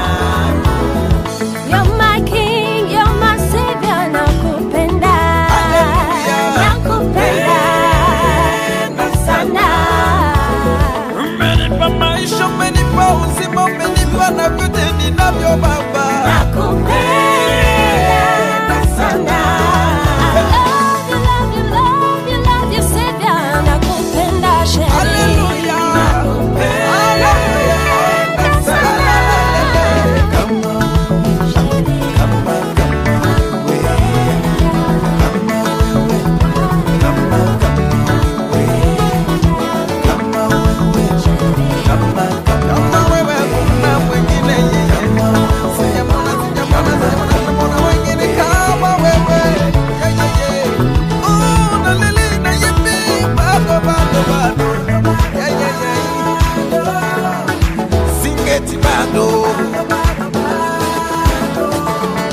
Hakuna mwingine,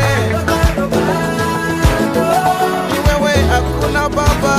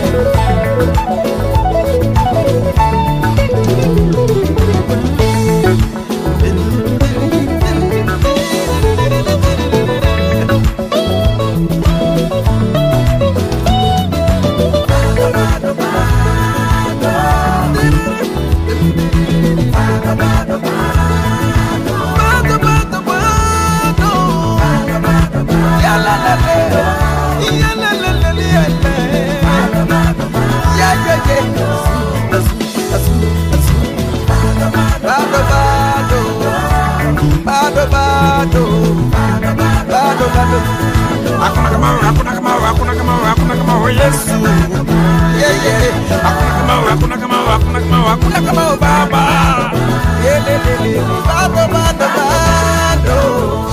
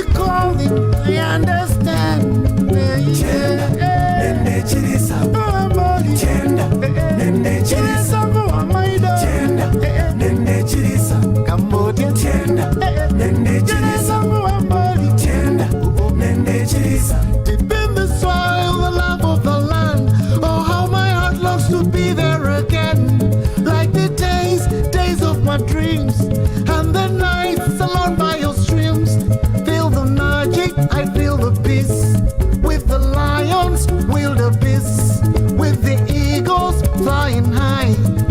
I want to take you to Mbale, and I want to take you to Ankole, and I want to take you to Uganda, and I want to take you to Busoga. There goes my soul, there goes my mind, all the beauty you could ever find. My motherland, oh my motherland, my motherland. Deep in the forest, across the land, I hear the calling, I understand. Like this song, song of my soul, how my story will unfold. I love, I love, I love, I love, I love Uganda. I love, I love, I love, I love, I love Uganda. I love, I love, I love, I love, I love Ankole. I love, I love, I love, I love, I love Madi. I love, I love, I love, I love, I love Lubara. I love, I love, I love, I love my motherland. Oh, my motherland.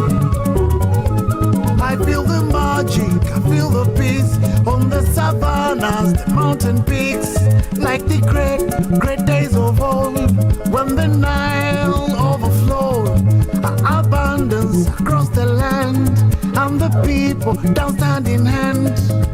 Chenda, nene chirisa, chenda, nene chirisa, chenda, nene chirisa, chenda, nene chirisa, chenda, nene chirisa. Deep in the forest, across the land, I hear the calling, I understand.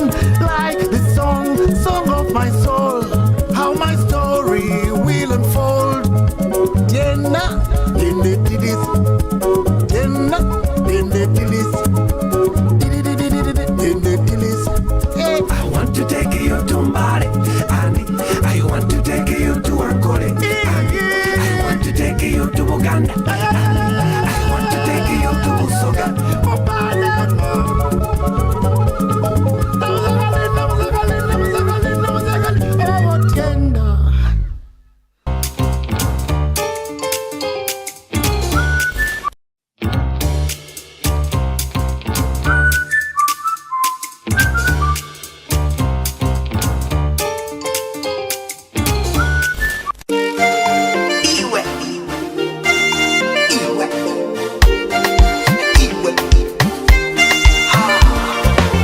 Likapunjako mu nyanja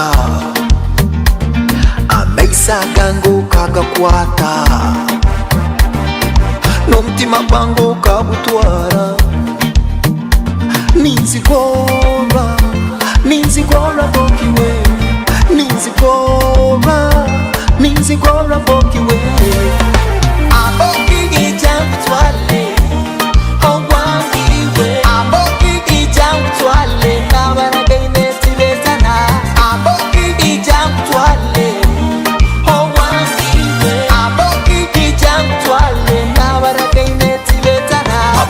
sangire bengi niba kwegomba tuna banjuma banswasa no mu bantu omuha basiba babimba bana kansomya kibeire kiroto. I love you, love you, love you.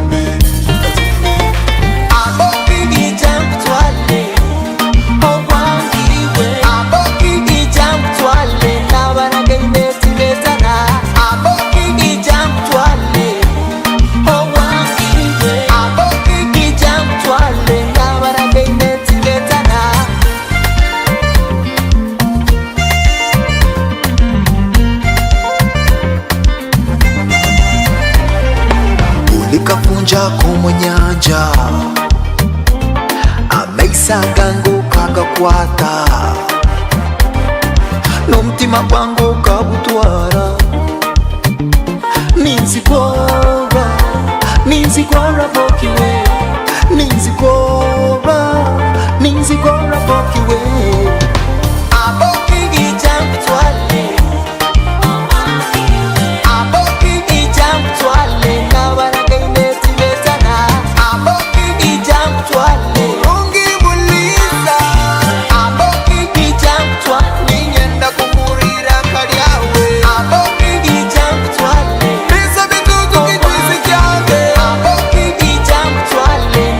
Again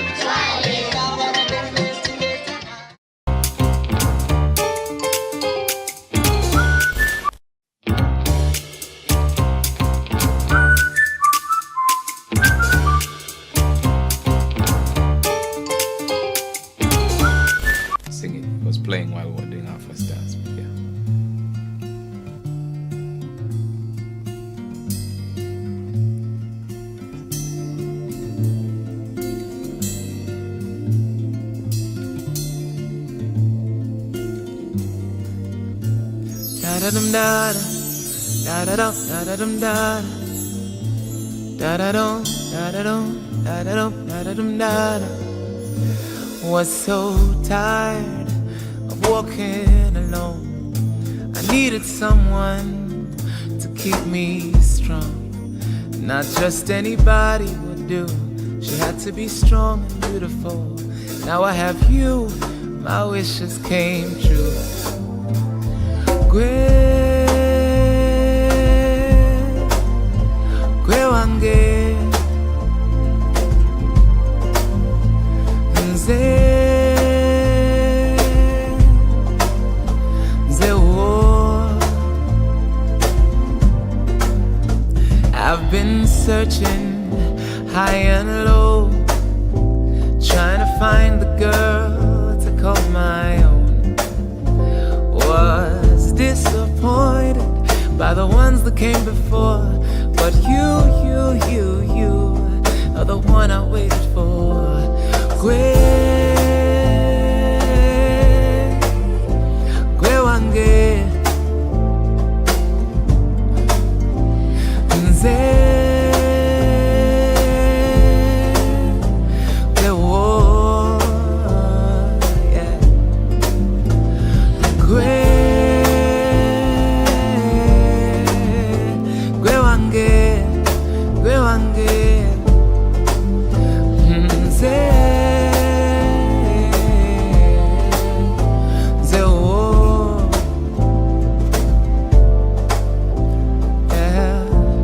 till the rivers run dry and the sun refuses to shine. Like death and taxes, I will stay, till the rivers run dry and the sun refuses to shine. Like death and taxes, I ain't going nowhere, babe. Never get it home to my kwange, and now I'm mama vana bange. Narunja singa bona, gwe mutima kwange. Nabagereka umutima gwange, anabera mama w'abana bange. Narunja singabona, gwe mutima gwange. Nabagereka umutima gwange, anabera mama w'abana bange. Narunja singabona, nabagereka umutima gwange, anabera mama w'abana bange. Narunja singabona, gwe mutima gwange. Nabagereka umutima gwange, anabera mama w'abana bange. Narunja singabona, gwe mutima gwange. Nabagereka umutima gwange, anabera mama w'abana bange. Narunja singabona,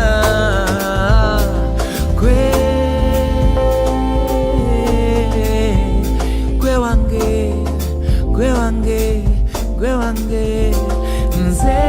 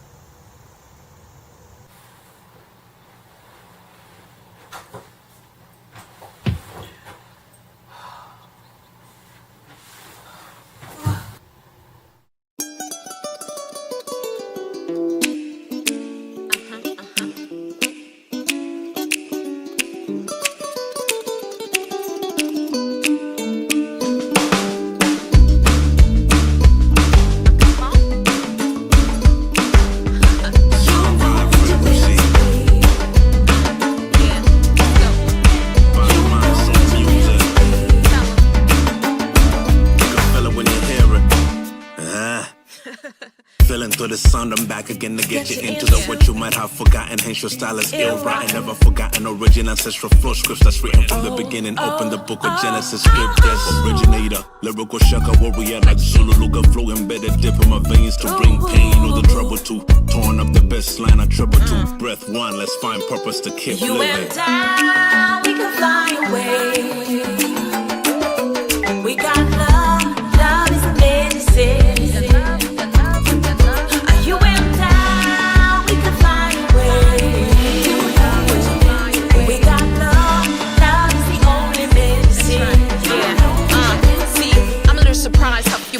the gateway from pain. Never to be mistaken with the suffering endorsed by the brain. He recall my name, but I'm skeptical to what it prescribes. I'll never be the same as a side effect to money and fame. I make it hard for them to tie me in chains. I break it down where ignorance is a game. Ask your doctor what he will give you when your spirit's in pain. Take it or leave it, the red pill gives you wings to fly. We can fly away. Yeah, we can fly away. We got love, love is the medicine. Got love and love is the medicine. You and I, we can fly away. Yeah, we can fly away. Come on, love is the only medicine. Yeah, get some love, it's your medicine. We fall down, get up again. We go hard. We give everything, we won't stop. We go all the way. We got love, love is the only medicine. Yeah.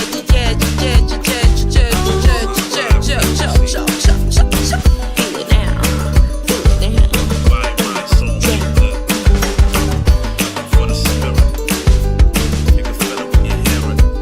It won't stop. Oh no. That's right. Yeah. 'Cause you and I, we can fly away. Come on down, we can fly away. We got love, love is the medicine. Yeah, we can fly away. You and I, we can fly away. Yeah, we can fly away. We got love, love is the only medicine. We fall down, get up again. We go hard. We give everything, we won't stop. We go all the way. We got love, love is the only medicine. Fall down, get up again. We go hard. We give everything, we won't stop. We go all the way. We got love, and love is the only medicine.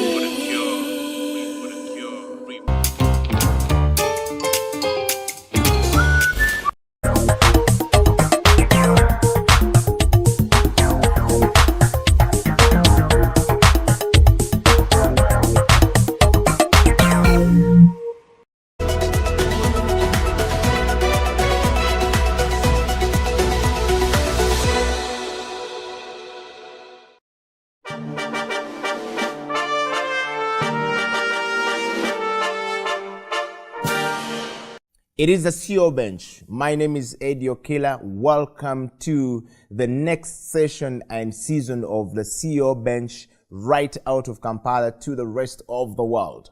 It's a 45 minutes of a bumpy ride with the CEOs, those who are on the top, those who are rising to the top, and those who are coming down from the top. What is it like to be a CEO? What is it like to lead yourself to a certain degree of respect in our society today? Today on the program, my guest is a man who has been around for a long time. The man who speaks and breathes marketing. In fact, it is believed that marketing was injected in him from birth. Ladies and gentlemen, with no further ado, is Mr. William Kalombo. Kalombo is a fellow of Nairobi University and a marketer by profession. He is also the convener of the famous Marketers Night Out in East Africa. He is the great publisher of the marketing publication magazine across Africa, the greatest that we have springing out of East Africa. He's on the program today to share the journey of who is William Kalombo as the CEO of Marketing Africa. Ladies and gentlemen, Mr. Kalombo, welcome to the show. How are you doing? I'm doing fine, just a bit scandalized with all these lights on my face. I'm not used to it. First and foremost, thank you for risking to trust that I can have any value for your listeners. That's my disclaimer. Yeah. So at the end of the day, if they do not harvest anything, I think they should shoot you, not me, because I did not invite myself. But thank you all the same. I'm Kalombo William, as you said correctly. I am a marketing by profession. I breathe and inspire marketing in everybody that I talk to and I meet. Wow.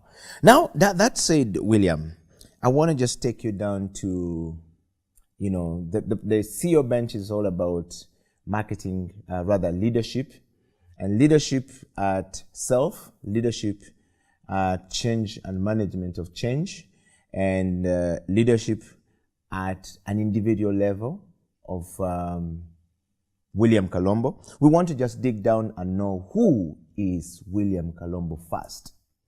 As I said, I am a marketing person. I publish Marketing Africa magazine for many years down the line. We do a lot of professional networking events across the region, as you mentioned. And yeah, that's all.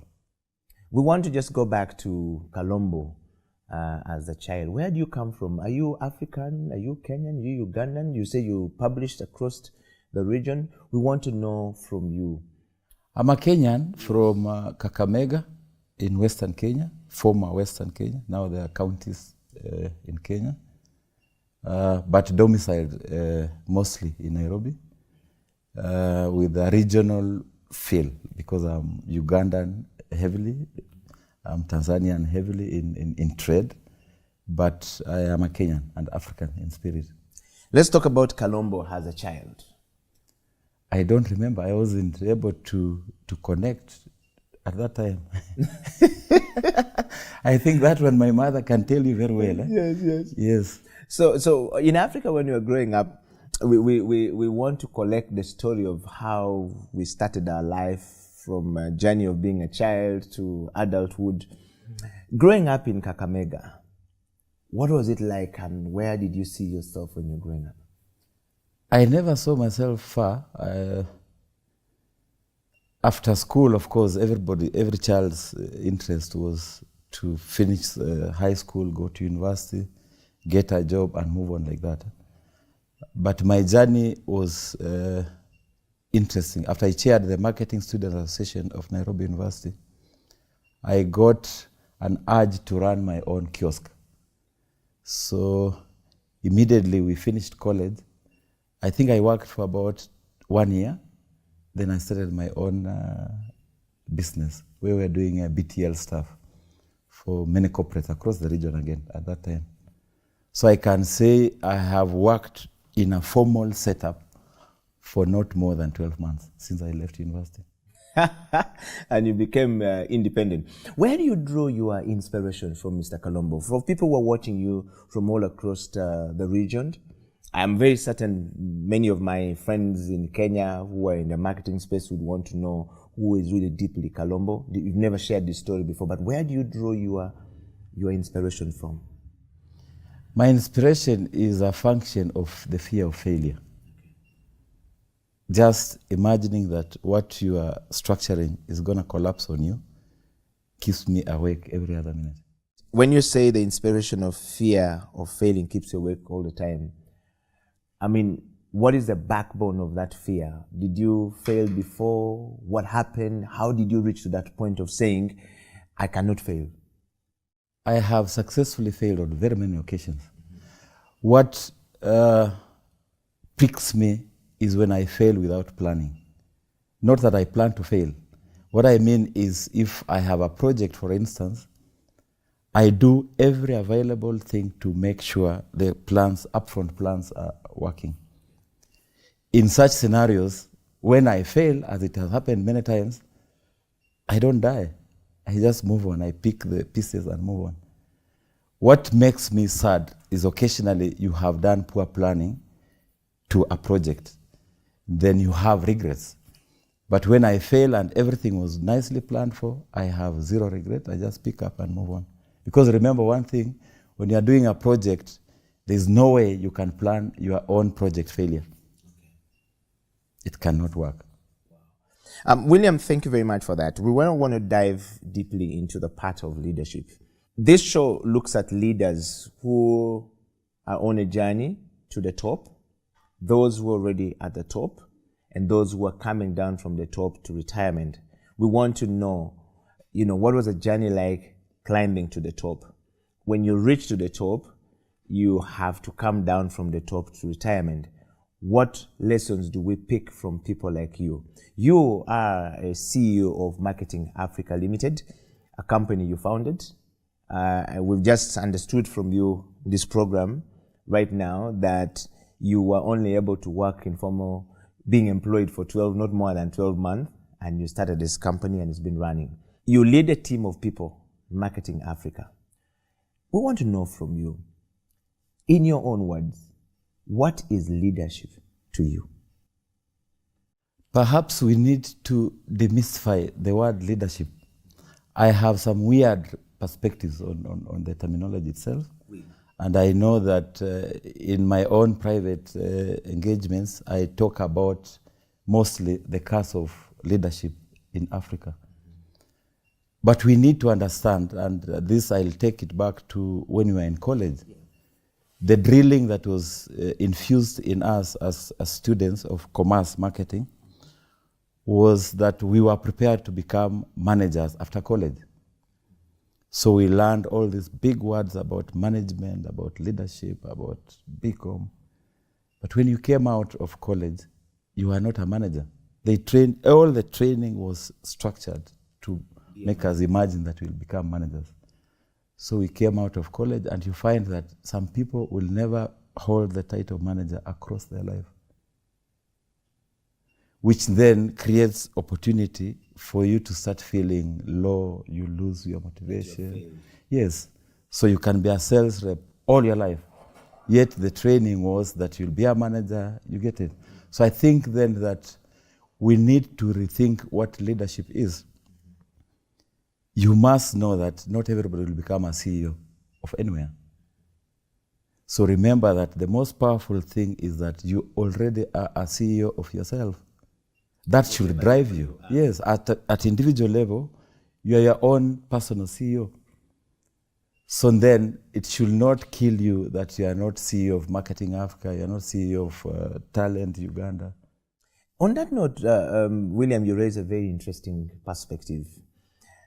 Having understood leadership from your point of perspective and your point of view, what would you term as self-leadership? Because what you're talking about requires a person to get to a certain degree of understanding of self, to pick self, to give self meaning. You pick self, your own self, and gave it a meaning. And today we're here with Kalombo leading a team. When tomorrow Marketing Africa is not there, you are not known for anything. When tomorrow Marketing Africa is not there, you are not known for anything. That's why in every other forum, I keep telling people, the only brand that will not leave you in any stage, that will not drop you across your life, is your personal brand. So in everything you do, you must always invest in your personal brand. And remember one thing, if your personal brand is powerful, wherever you are sitting, wherever you are working, you will deliver that value to that brand as well. But to get lost and high on the fact that, oh, I'm a boss in this particular company, it's for today. Tomorrow when you leave, what happens to you? I think the driver every other minute should be, what happens to me if I leave this seat today? Will people still recognize me? Will people still respect me? Wow. Well, thank you very much, William. We're going to take a break. And when we come back, we'll be talking to Mr. William Kalombo further about the journey of being a marketer and the journey of marketing. Who is a marketer? What profession does one need to become a marketer? How do we move in the world that is changing so rapidly fast? And if you are a marketer, what lesson do you pick from the CEO of Marketing Africa? Stay right there. The CEO Bench will be right back after this break.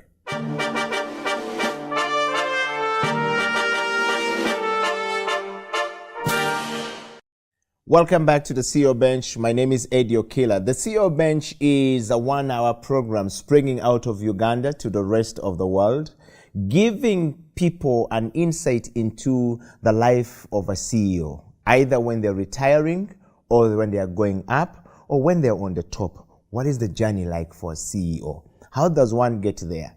Today on the program, we have the CEO of Marketing Africa, Mr. William Kalombo, a seasoned marketer, a great thinker of marketing, breathes and thinks marketing even when he's sleeping. Mr. Kalombo, welcome back to the show. Thank you. Marketing in itself is something that most people don't understand very well. But you are a marketing professional and a CEO of a marketing company that is leading in East Africa. William, in your view, what is marketing, first of all? It's the art of identifying consumer needs and delivering on them, even beyond them, at a profit to the owner of the brand. William, I want to take you straight to some of the questions we designed for you today, which should be able to give us an understanding of a CEO befitting of a marketing company, but also as a viewer, what do I want to pick from a man who is on the top? You've been on this journey for a while. I want you to start by telling us, how did you think about starting Marketing Africa? What was the inspiration behind it? And what is Marketing Africa all about as a company? When I was at the university, we had a publication. It was called the Marketing Review. And we were able to publish that magazine and get 18 full-page adverts at that time, which was a first. I've never seen it up to today. And we made a lot of money from the magazine. At the same time, we were running events as an association. We had an event every week for the 12 months that I led the association. We had industry tours.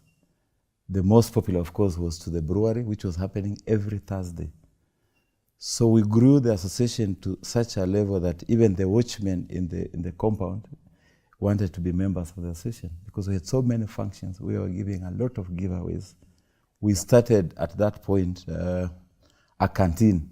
It took me about 4 months to get approvals from the VC to get this canteen, and through the support of my patron, Professor Francis Kibera. The resistance from the university was because they were not understanding what we want to use the canteen for. But what we were looking at that point was to get a laboratory-like scenario where students of business can come and try out the theories that we pick up from the classrooms.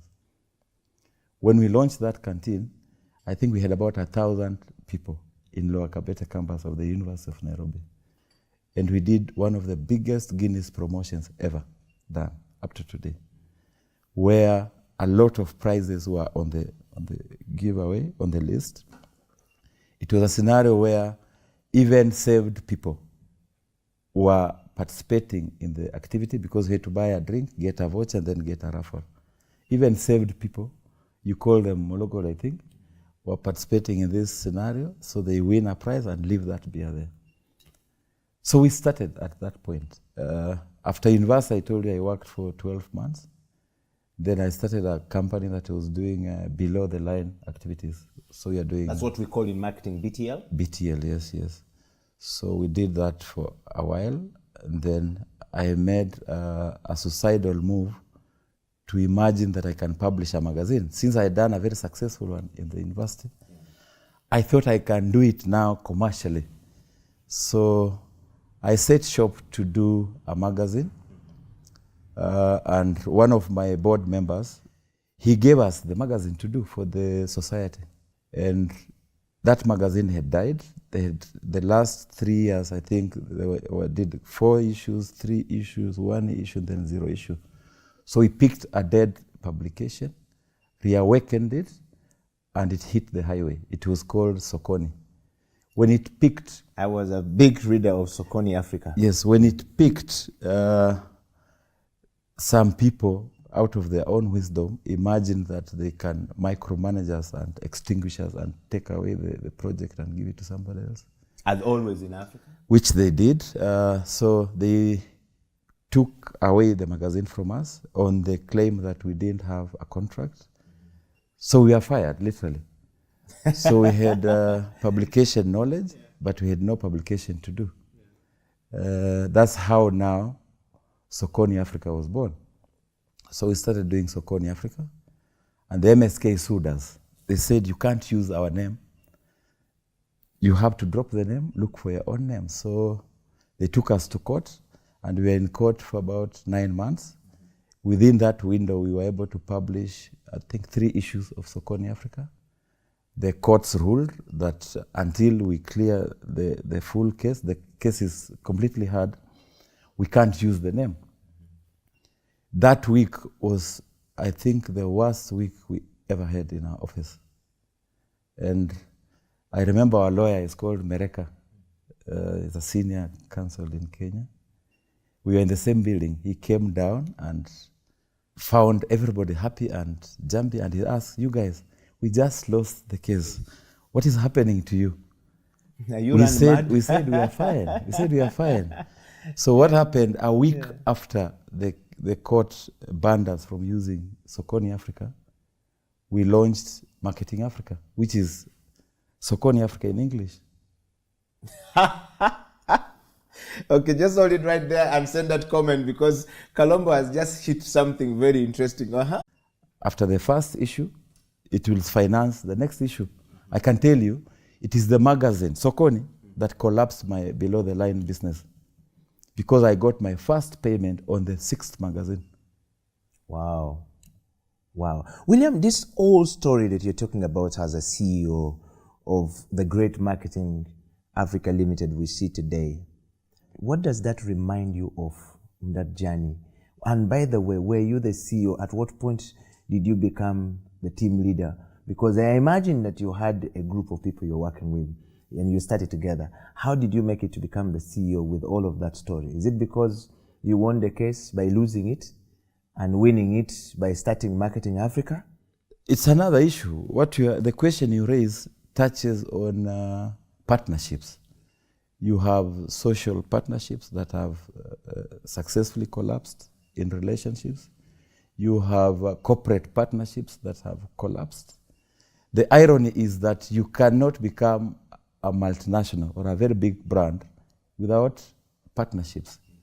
But on the flip side, a lot of the partners we pick them up emotively. And they end up collapsing you or slowing down your speed or vision or compromising it. The biggest trouble for businessmen is that you look at things, they tell us you must be passionate about what you do. If you look at every other passionate person, let me talk about relationships. The minute you are passionate with something, with a woman, with a man, you lose the ability to look at things objectively. From my world, I tell everybody, please try to be objective. Because when you are passionate, your eyes are completely blinded. You will never be objective. You can't pull back and say, this thing is flopping, can I leave it? We must accept the fact that business will collapse. If your passion is in there and it collapses, you are gone. You have one life. In a lifespan, you can run 10 different businesses. We've seen people who thought their biggest line is manufacturing. They end up becoming the best musicians. You can pivot, isn't it? So we should divorce from this idiocracy that passion must be my driver in anything I do. I'd rather be more objective in everything we do. Wow, you are tuned to the CEO Bench. My name is Eddie Okela, of course, with Mr. Kalombo, the CEO of Marketing Africa. And we would like to hear from you. Send your kisses and disses coming. If you have a question for Mr. Kalombo, we'll definitely answer it on the show, either in the comment section of the program. And of course, share it far and wide. Make sure it gets to your grandmother, your grandfather, your cousins, your nephews. We're not leaving anyone behind in Africa, particularly when we're talking about a very serious topic on leadership and marketing of Africa. And we're going to dive a little bit deeper into that with William. William, that said and done, the story of Marketing Africa is very compelling to hear where you're coming from. My question is, what is your view on sponsorship marketing in this part of the world that we're in as a CEO? I think is the most convoluted space you can ever think of. There's a lot of gray areas in that space. And the biggest problem are the players themselves. The people who own brands are a very big part of the problem, in the sense that if you are looking for sponsorship, say for a particular event, if Eddie cannot sponsor me, I can't do this function. So we are coming up with glossy ideas instead of coming up with what can work and scale it up. I'm talking to the person looking for sponsorship. Yeah. Don't overdream. Don't come up with what cannot work. Start small, scale it up. If the sponsors you are targeting are aware that without them you cannot move, they will not give you that money. Wow. Or if they know that your project will continue with or without your support, their support, you shall dictate the terms. So we need to be sober enough and arrange things that can run without any injection. Yeah. If you do events like Marketers Night, for instance, our key revenue stream for Marketers Nights is the ticket sale. So we look at the ticket sale and say, this particular event, if you have a budget and you cannot fully finance it from ticket sales, it is an unhealthy event. So we try as much as possible to make sure that we break even on ticket sales, so that then if you attract any sponsorship, it's an additive to the promise, then you can add in a few more things in terms of experience to the people coming. Wow. But the bigger disease is the client themselves. You have people who I'll easily call brand rapists. I'll explain. Yes. In value buying, yes, the brand custodian is one who takes care of the brand. Yeah. So much so that, assume the brand is your baby. Brands are our babies. If this brand has diarrhea, has malaria, how are you treating the baby, isn't it? Are you rushing to hospital, checking the temperatures, giving them food, making sure they are warm? Are you getting it? But a lot of us are brand rapists, in the sense that we are in the brand for personal gains. We don't care about the brand value. We are killing our brands. You've heard that coming from Mr. Kalombo, and we're going to take another break. And when we come back, Mr. Kalombo will dig deep into, the question of marketing, and we want to understand the idea of change management in that space.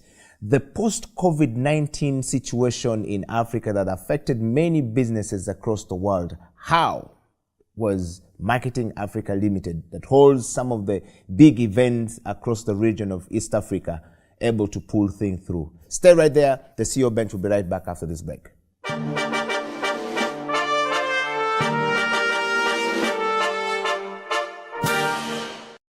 Welcome back from that break. My name is Eddie Okela, and this is the CEO Bench, where we're talking to Mr. Kalombo from Nairobi, Kenya, the man who is oiling and planting seeds of marketing across the region of East Africa, and of course springing out to the rest of Africa.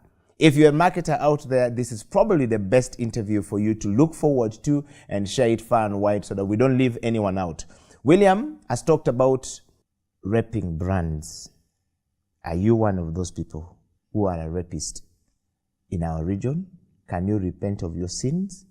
Welcome back, William, to the program. Thank you. William, very interesting choice of word that you used there. I know you explained it already. We're going down to a moment when we want to talk about something very interesting. One, coming on board a day to the function, and they're all over your space trying to dictate things last minute. The idea for creating calendars for events is so that you can have everything oiled out in good time.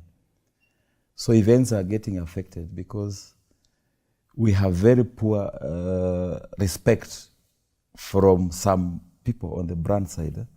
They need to change and respect the hustle and come on board. If these forums, if these vehicles are not working, where will your brand tell their stories? It is in the interest of the big brands that as many events, as many vehicles are working in the ecosystem you're in, so that you are able to utilize them to tell your story. Yeah.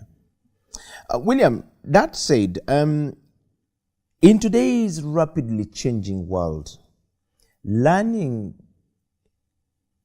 to lead our organization to read the turbulence that is brought about by the change in either technology, in our thinking space, in the way we look at money and entrepreneurship and investment and saving, is beginning to require that one needs to be critically aware of certain things that are very, very factual.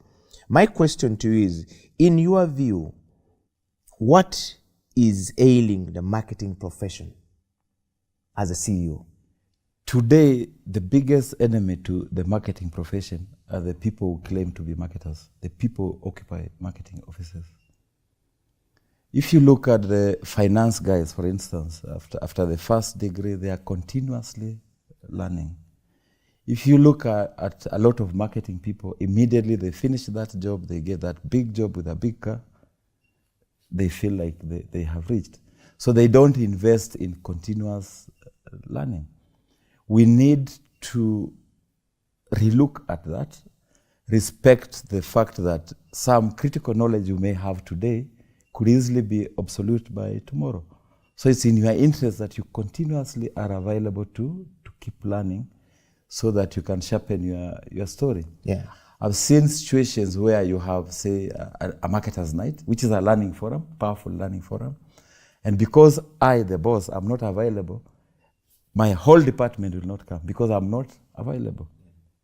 It means then you have closed the window for your own team to come out and learn. What is bedeviling the profession starts from university.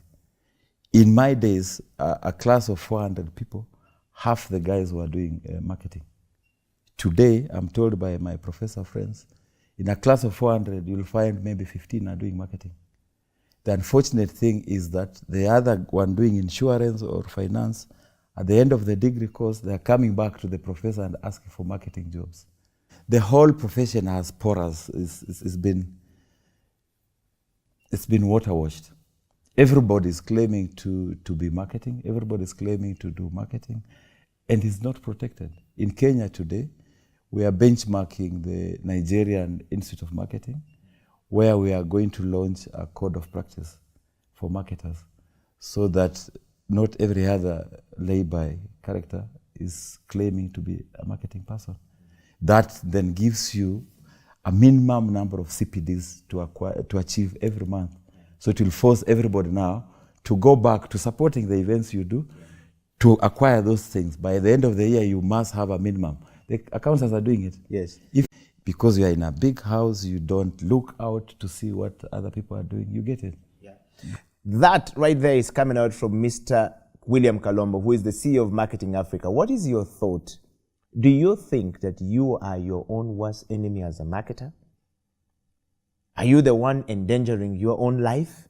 Are you strangling yourself because you're not going out to look for information, or because you have stopped thinking and abdicated the duty of thinking to others? That's why the marketers are being suffocated, right?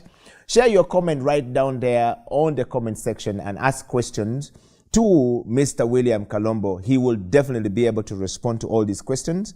And of course, we will be able to give you some tips, 1, 2, 3, 4 things that you need to do. But most importantly, Mr. Kalombo, as a practitioner of marketing, is definitely going to be able to answer your question. And it doesn't matter where you are. You've heard what Kenya is trying to do at the moment of bringing the code of conduct. What are you trying to do to get back in line? William, I love what you have said. I want to take you to this part that you've started doing, and it's been in Europe. There's a lot of publication about marketing and a lot of marketing publications. In Africa, in North Africa, there are quite a number of them. In South Africa, South SADC countries are quite a number of them. In East Africa, you pioneered something that has now become a brand name.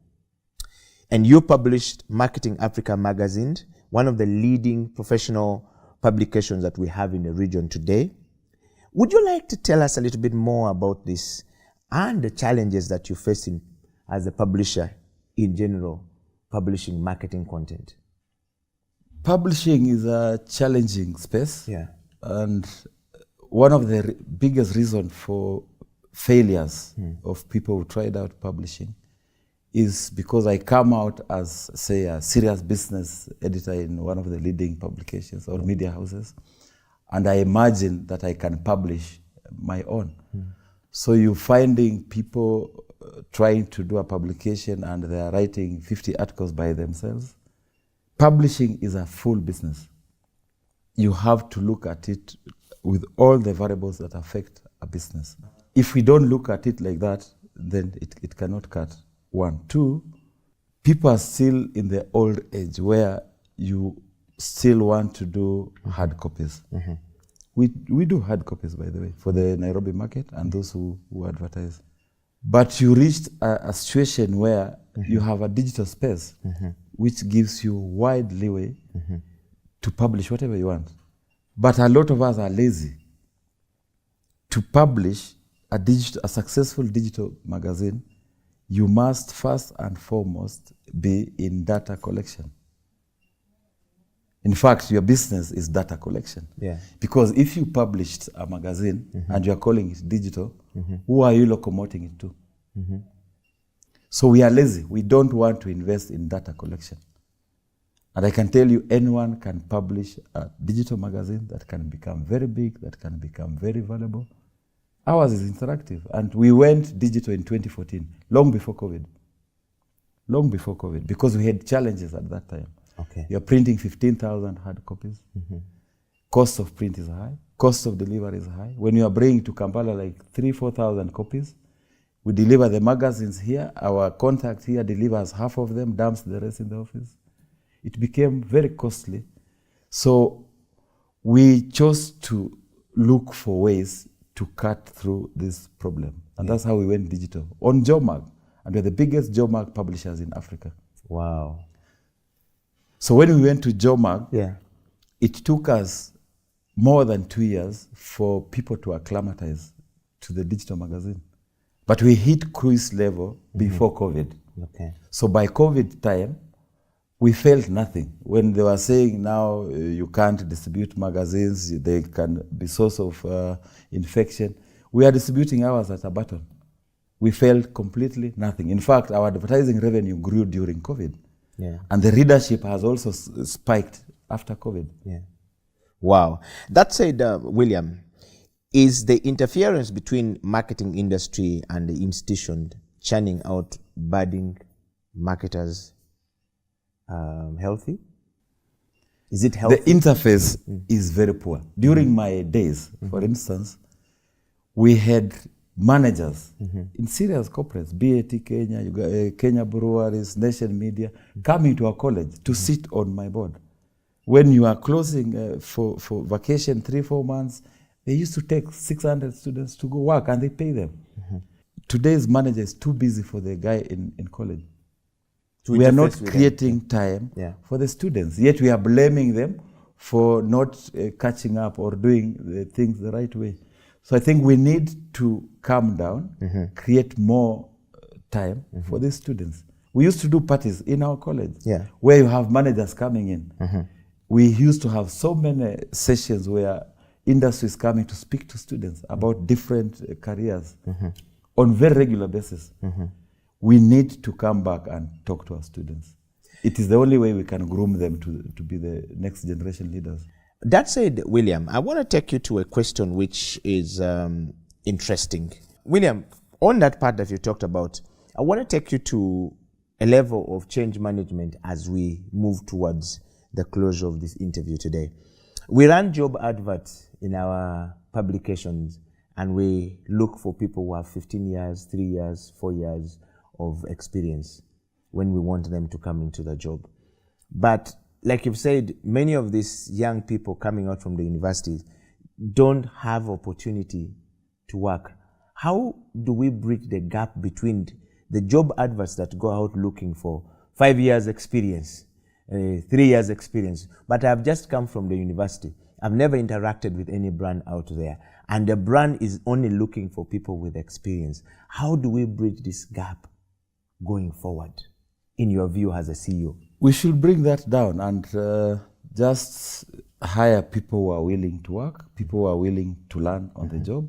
All of us, what we do today, we didn't know. So you get to learn on the job. So long as they have the correct attitude and you are doing a professional onboarding, let's collapse that so that we are able to give our youngsters the window to come and learn on the job.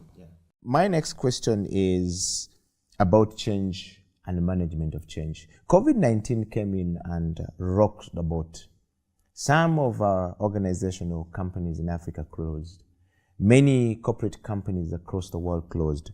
The marketing profession suffered a deep down, and many did not know how to manage change. You are a CEO of a big corporation now by our standard in East Africa and across the region. What is your understanding of change management, and which principles do you always apply when moving out? Say, for example, as a CEO, if you're moving out, if you're a brand, how do you move out? If you're now changing the relationship, you've been funding Marketing Africa for some time, you decide that you want to now leave Marketing Africa. What principle do you use to make that decision? 2, and how do you communicate, or how does one communicate, as well as how do they manage the change and address the problems that they have that is making them leave to go to the next level? We've seen brands, for example, saying we're parting ways with House of Talent, we're parting ways with Marketing Africa, and they don't say why they are parting ways with Marketing Africa. They just say we leave. Some of them are down to individuals, others are down to the fact that the value are not shared properly, and not everyone finds this part very easy. You are a CEO. Are you saying change management? Yes. Or being dropped as a client, or losing accounts? All of that is part of change management, because when you're being dropped as a client, there's a problem. Yes. And when you're a CEO, you are changing position to go to the next one, is also a problem. How do you manage change? When you are losing accounts, it should be an occasion for learning. Yeah. There must be a critical reason why you are losing it. Okay. In some occasions, you find that somebody is dropping you because they have got their own preferred supply or something like that. Yeah. Some others could be malicious with you. They are not happy with how you are doing things. They are jealous, so they may drop you because of that. You shouldn't die. That you are dropped should take you back to the kitchen, to look at your own story and see, did I fail in my promise to the client? And a lot of times our promise to the client is punctured from the beginning. It's punctured in the sense that I get into relationship with you as my account, but we don't state clearly what are the deliverables in black and white. So when we start the journey, areas popping in, and you don't have proper accountability systems on your deliverables. So from the word go, if you're engaging a client, clearly agree on the deliverables, where you can both monitor the progress as you walk the journey. Wow. You will be fired even when you are doing the best of jobs. So it should not kill you. And that's why I talked about passion earlier on. Yes. Yes, just go back. If you made the mistake yourself, then polish up your story. If the client fired you because of their own issues, they keep moving, isn't it? Well. But change management itself is a very big problem in a lot of corporates, even in our own lives. When you find that the things you are used to are shifting, the boyfriend you had is moving on to another side. The girlfriend you had now has got better, handsome looking guys with fat pockets. It will hit you. What must drive you is that you have to pick yourself up and keep walking. Because the fact that I messed you up should not make you die. You dying will not kill me. Just remember that. If you die, it is you dying.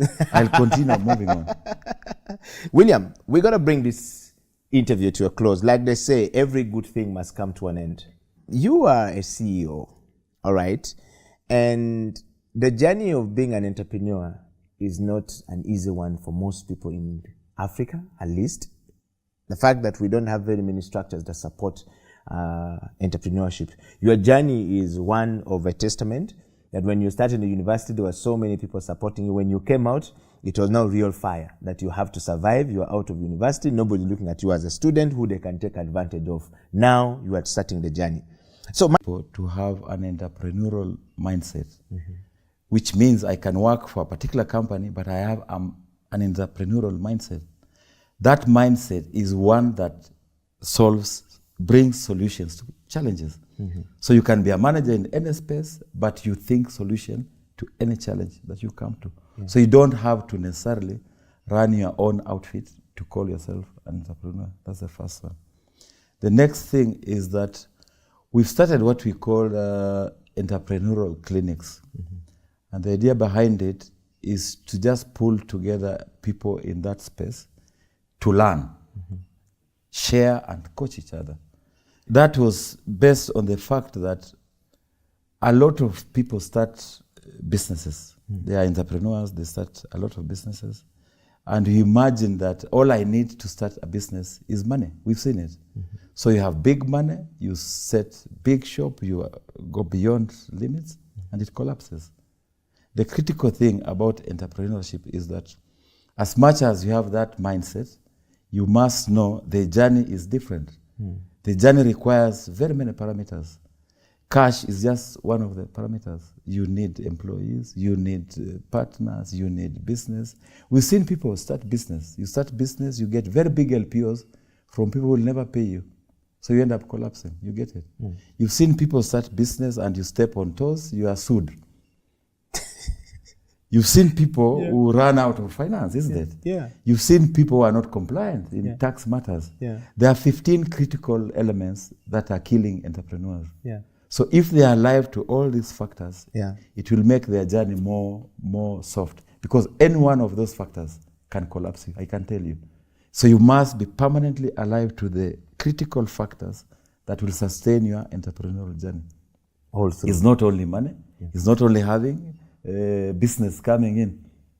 Wow. Even growth. Yeah. Growth itself. It's a killer. People have mismanaged growth. So because you have too much business coming in, you just move on like that. Wow. William, there are a lot of talks that SMEs are going to be the future of a future driver for Africa's economy. And many people are now beginning to focus attention to small and medium enterprises across, especially in job creation, where Africa stands out as a continent of young people across the 5 other continents that we have running in the world. What, in your view, are the gray areas when we talk about SMEs? And why are there many SMEs now collapsing instead of staying in very few years after setting up shops across Africa? The collapse touches back to the issue I've raised on entrepreneurs. Yeah. But for SMEs, everybody talks glossy about SMEs. I can tell you the biggest enemy to SMEs is the governments that we have across Africa. They'll tell you that we are supporting SMEs giving us business, but they are structured to tax this guy until he cannot breathe. You get it? Yeah. They have not created any platforms that is supporting them. And the other players in the window, these are the people in the banking system, they are interested in you for just as long as they can. Would you advise a novice entering the business space for the first time to do? A young man, a young lady entering the business space like you were many years ago after Nairobi University.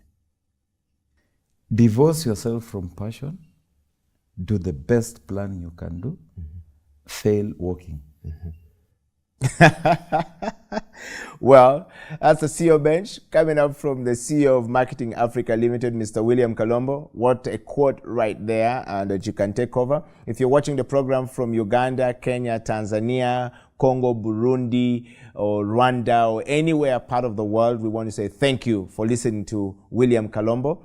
But before William leaves this place, we want to be able to ask William, transformation of mind is such a big question at the moment in Uganda and also across the world.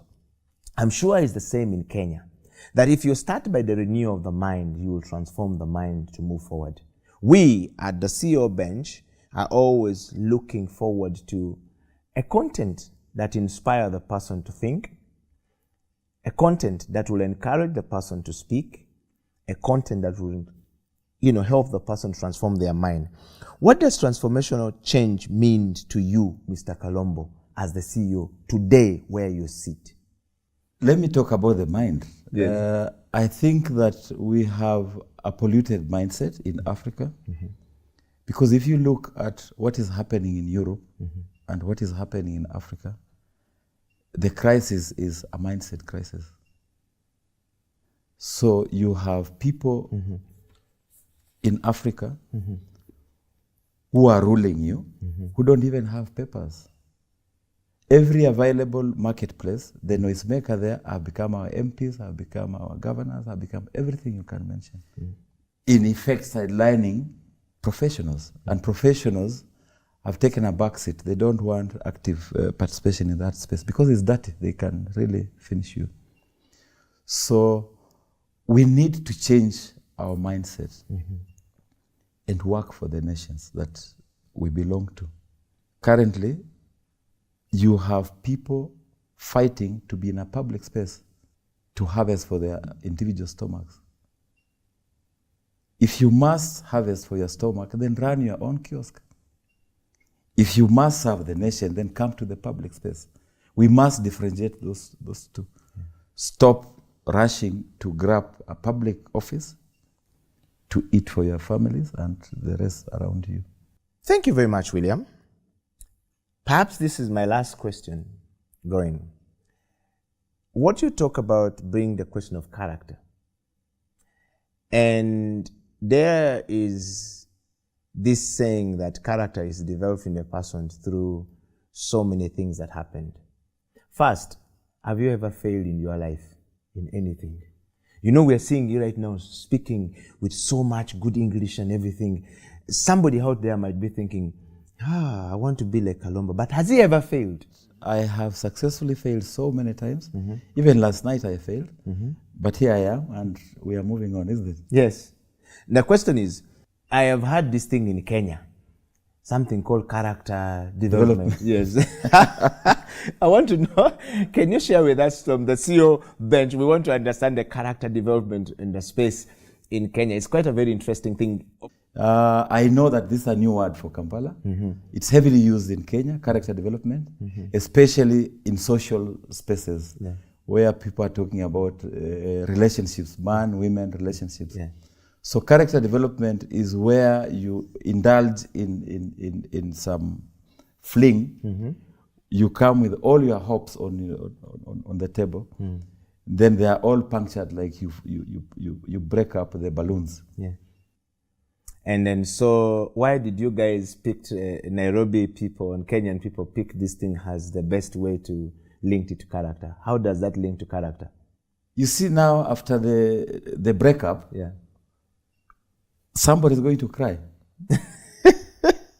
Yes. They go crying, tears in buckets. So you find that, no, you can't be here now celebrating that you have this relation is working for you. Then suddenly you are completely off. People have even left social media because the relationship you are bragging about has totally collapsed and collapsed you as well.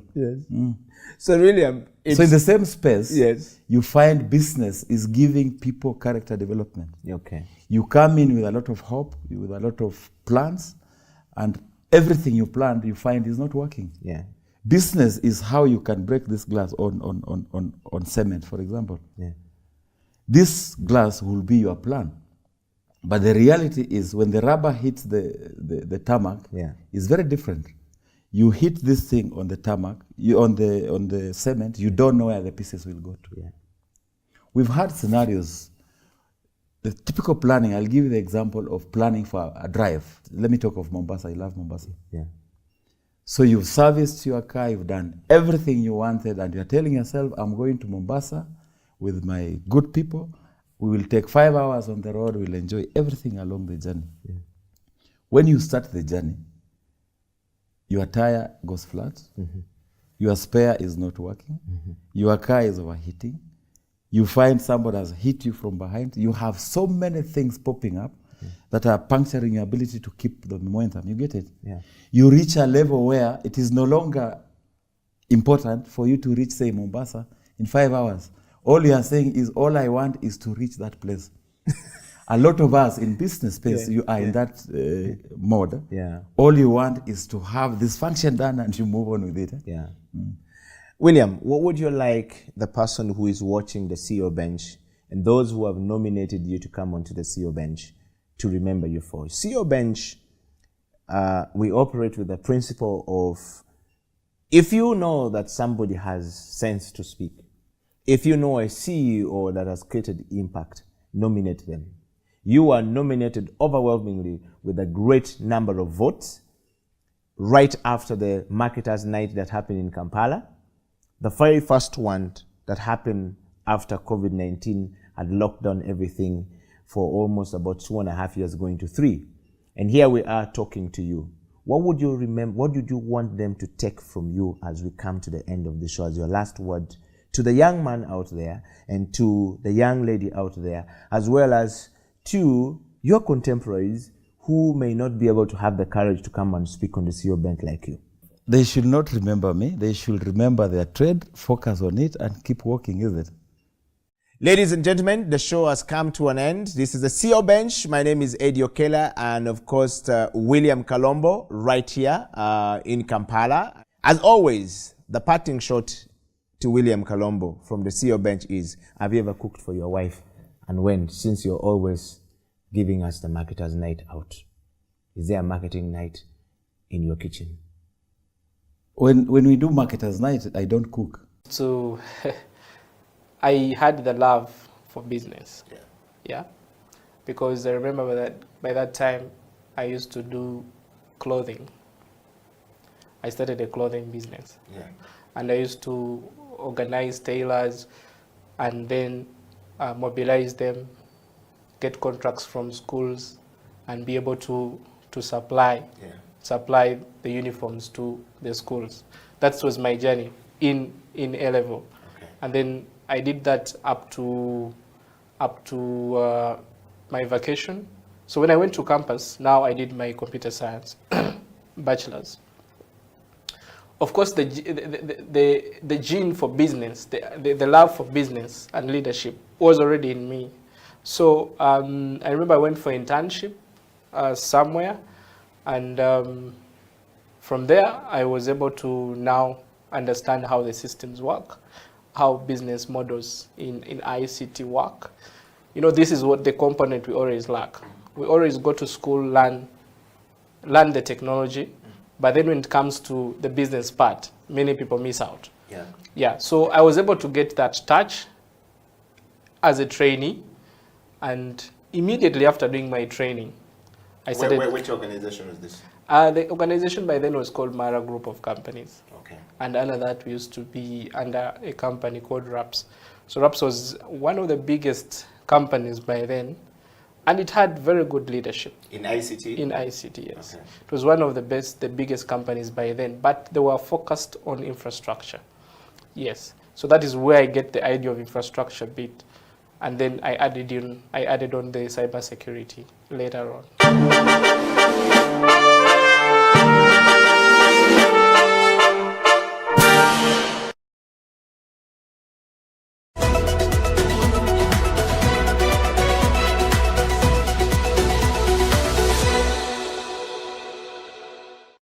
COVID-19 has tested our hope and faith as individuals, families, and the country at large. Besides destroying many aspects of our lives, the novel coronavirus has also affected our human rights in many ways. You and the Law, the COVID edition, is a 30-minute weekly television program that focuses on the impact of COVID-19 on human rights in Uganda. The program engages experts to explain the importance of rights-based approaches to the success of any public health response to ensure the respect, protection, and fulfillment of human rights amidst the challenges presented by COVID-19. You and the Law, the television program, brought to you by Legal Hub Uganda, taking the law to the last mile in proud association with I4C Africa Hub and House of Talent Television.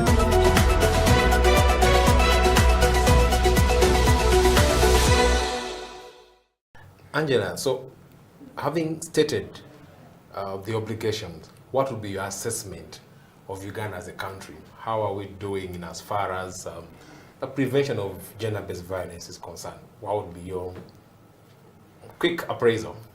How are we doing as a country? As a country, I'll first appreciate the successes. I'll commend government to some extent that there have been enactment of laws like the Domestic Violence Act. We have the other laws and even the Constitution itself. However, there's still a lot that has to be done. Yes. For instance, as a government, we have a silent pandemic that most people that are in government have failed to understand. This silent pandemic is gender-based violence, where people are focusing on how many people are dying of COVID, and no one is focusing on how many people are becoming victims and survivors of gender-based violence. So it really, really affects. And then the other thing is in regards to the implementation. We have very, very good laws in Uganda, but then one of the main issues that we face is in regards to the implementation of those laws. So there's lacking in regards to the implementation. And then there's also lacking in regards to sensitization. People don't know these laws. You'll find someone harassing a person online and they'll think it's funny. Someone look at you and they're like, oh, and then they'll give you a sexual comment and they think it is funny, it is okay to look at a woman or a man and you make a sexual comment. Even men, huh? Yes, so that's why I said a man or a woman. So this affects either sides. It affects a woman, it affects a man, and it affects also children.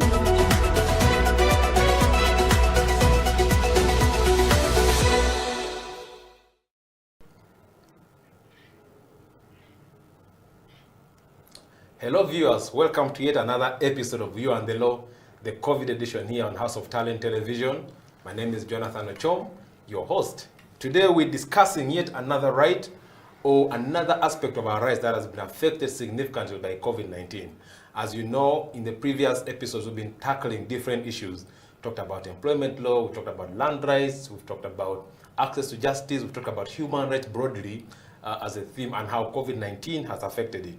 But today, we'll look at gender-based violence. What is the intersection between COVID-19 and gender-based violence? And with me in studio is Angela Simwe, who is a human rights lawyer and working for FIDA Uganda. Angela, you're welcome to You and the Law.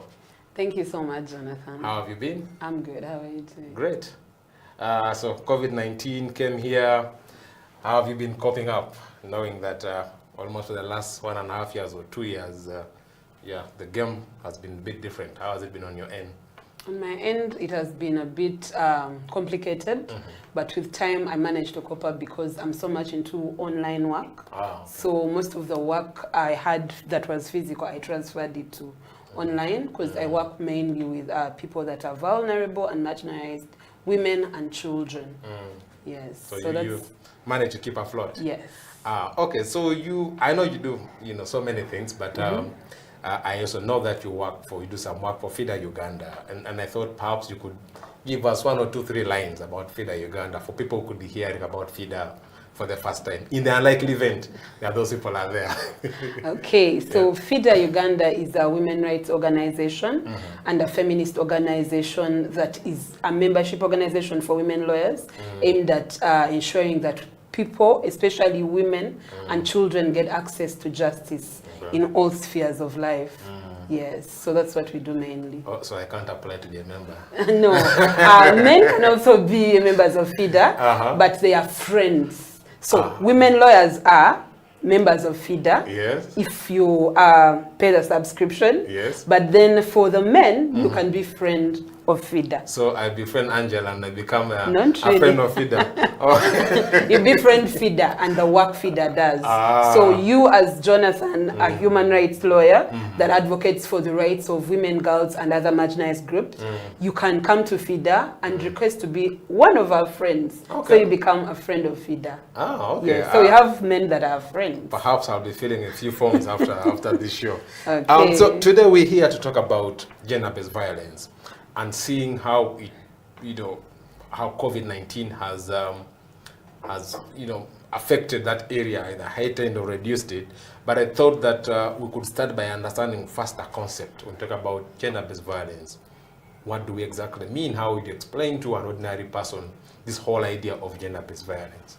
Okay, so what we have to understand is violence is not only physical. There are several forms of violence. For physical, that's where you'll find the battering, that's where you'll find beating someone, getting physical with someone. But then for economical, that's where you'll find issues to do with refusing someone to take their assets, in issues to do with land, where you deny someone because they are a woman, so you deny them the land and say that a woman can't inherit land. And then there's also something to do with the mental or psychological, where you can make sure that a person is psychologically tortured, so that is also violence. And then we also have the other violence, which is to do with emotional, but emotional is related to psychological. And then there's the harmful practices. So harmful practices, that's where you find female genital mutilation and other harmful practices we have. Then the main one that has been on the rise during the COVID-19 pandemic is sexual violence, which has many components to do with defilement, rape, incest, marital rape, even online. These days it's worsened online. Yes, so those are the forms of gender-based violence that we have. Yes. Angela, you explained this idea in an eloquent manner, and I'm curious to know, so where are these ideas embedded? Because if we talk about fighting gender-based violence, we should have some framework in place to facilitate our work. So if you look at global, regional, or national frameworks, what is there? What do they provide for in that regard? Thank you so much. So in regards to the frameworks we have, I'll start with our constitution. The Constitution of the Republic of Uganda under Objective 14. It's very clear that the state is obligated to protect rights of people. And then we have Article 33, which is rights of women. Because gender-based violence mostly, especially in Uganda, affects more of women than men. However, we're not saying that men are not affected. So Article 33(3) is clear that it's in regards to protecting rights of women. However, in the objective 14 of the Constitution, it's protection of all rights of people. So that's where you find gender-based violence issues that are aligned. And then we have other laws like the Domestic Violence Act. I'm privileged to be one of those people that belongs to the Domestic Violence Coalition. The people that ensured that we worked on the Domestic Violence Act in Uganda, and it was passed. And FIDA is also a member, and other organizations that are women rights organizations. We also have the Penal Code. However, the Penal Code is a law that has been in existence for ages. So there are many loopholes. We also have the one of prohibition of female genital mutilation, which is in regards to the harmful practices that I told you about. Then we have the Sexual Offences Bill. Now those are all national. Sexual Offences Bill that was enacted in 2010, but up to today, it's still lagging because people feel it is okay to have issues to do with marital rape, not to consent. So we believe that as women, as men, as children, there's need to pass the Sexual Offences Bill so that it protects all people, because it's a law that consolidates all laws in regards to sexual offences. Then in regards to the regional level, we have what we call the Maputo Protocol. That one is a bit related to the Sexual Offences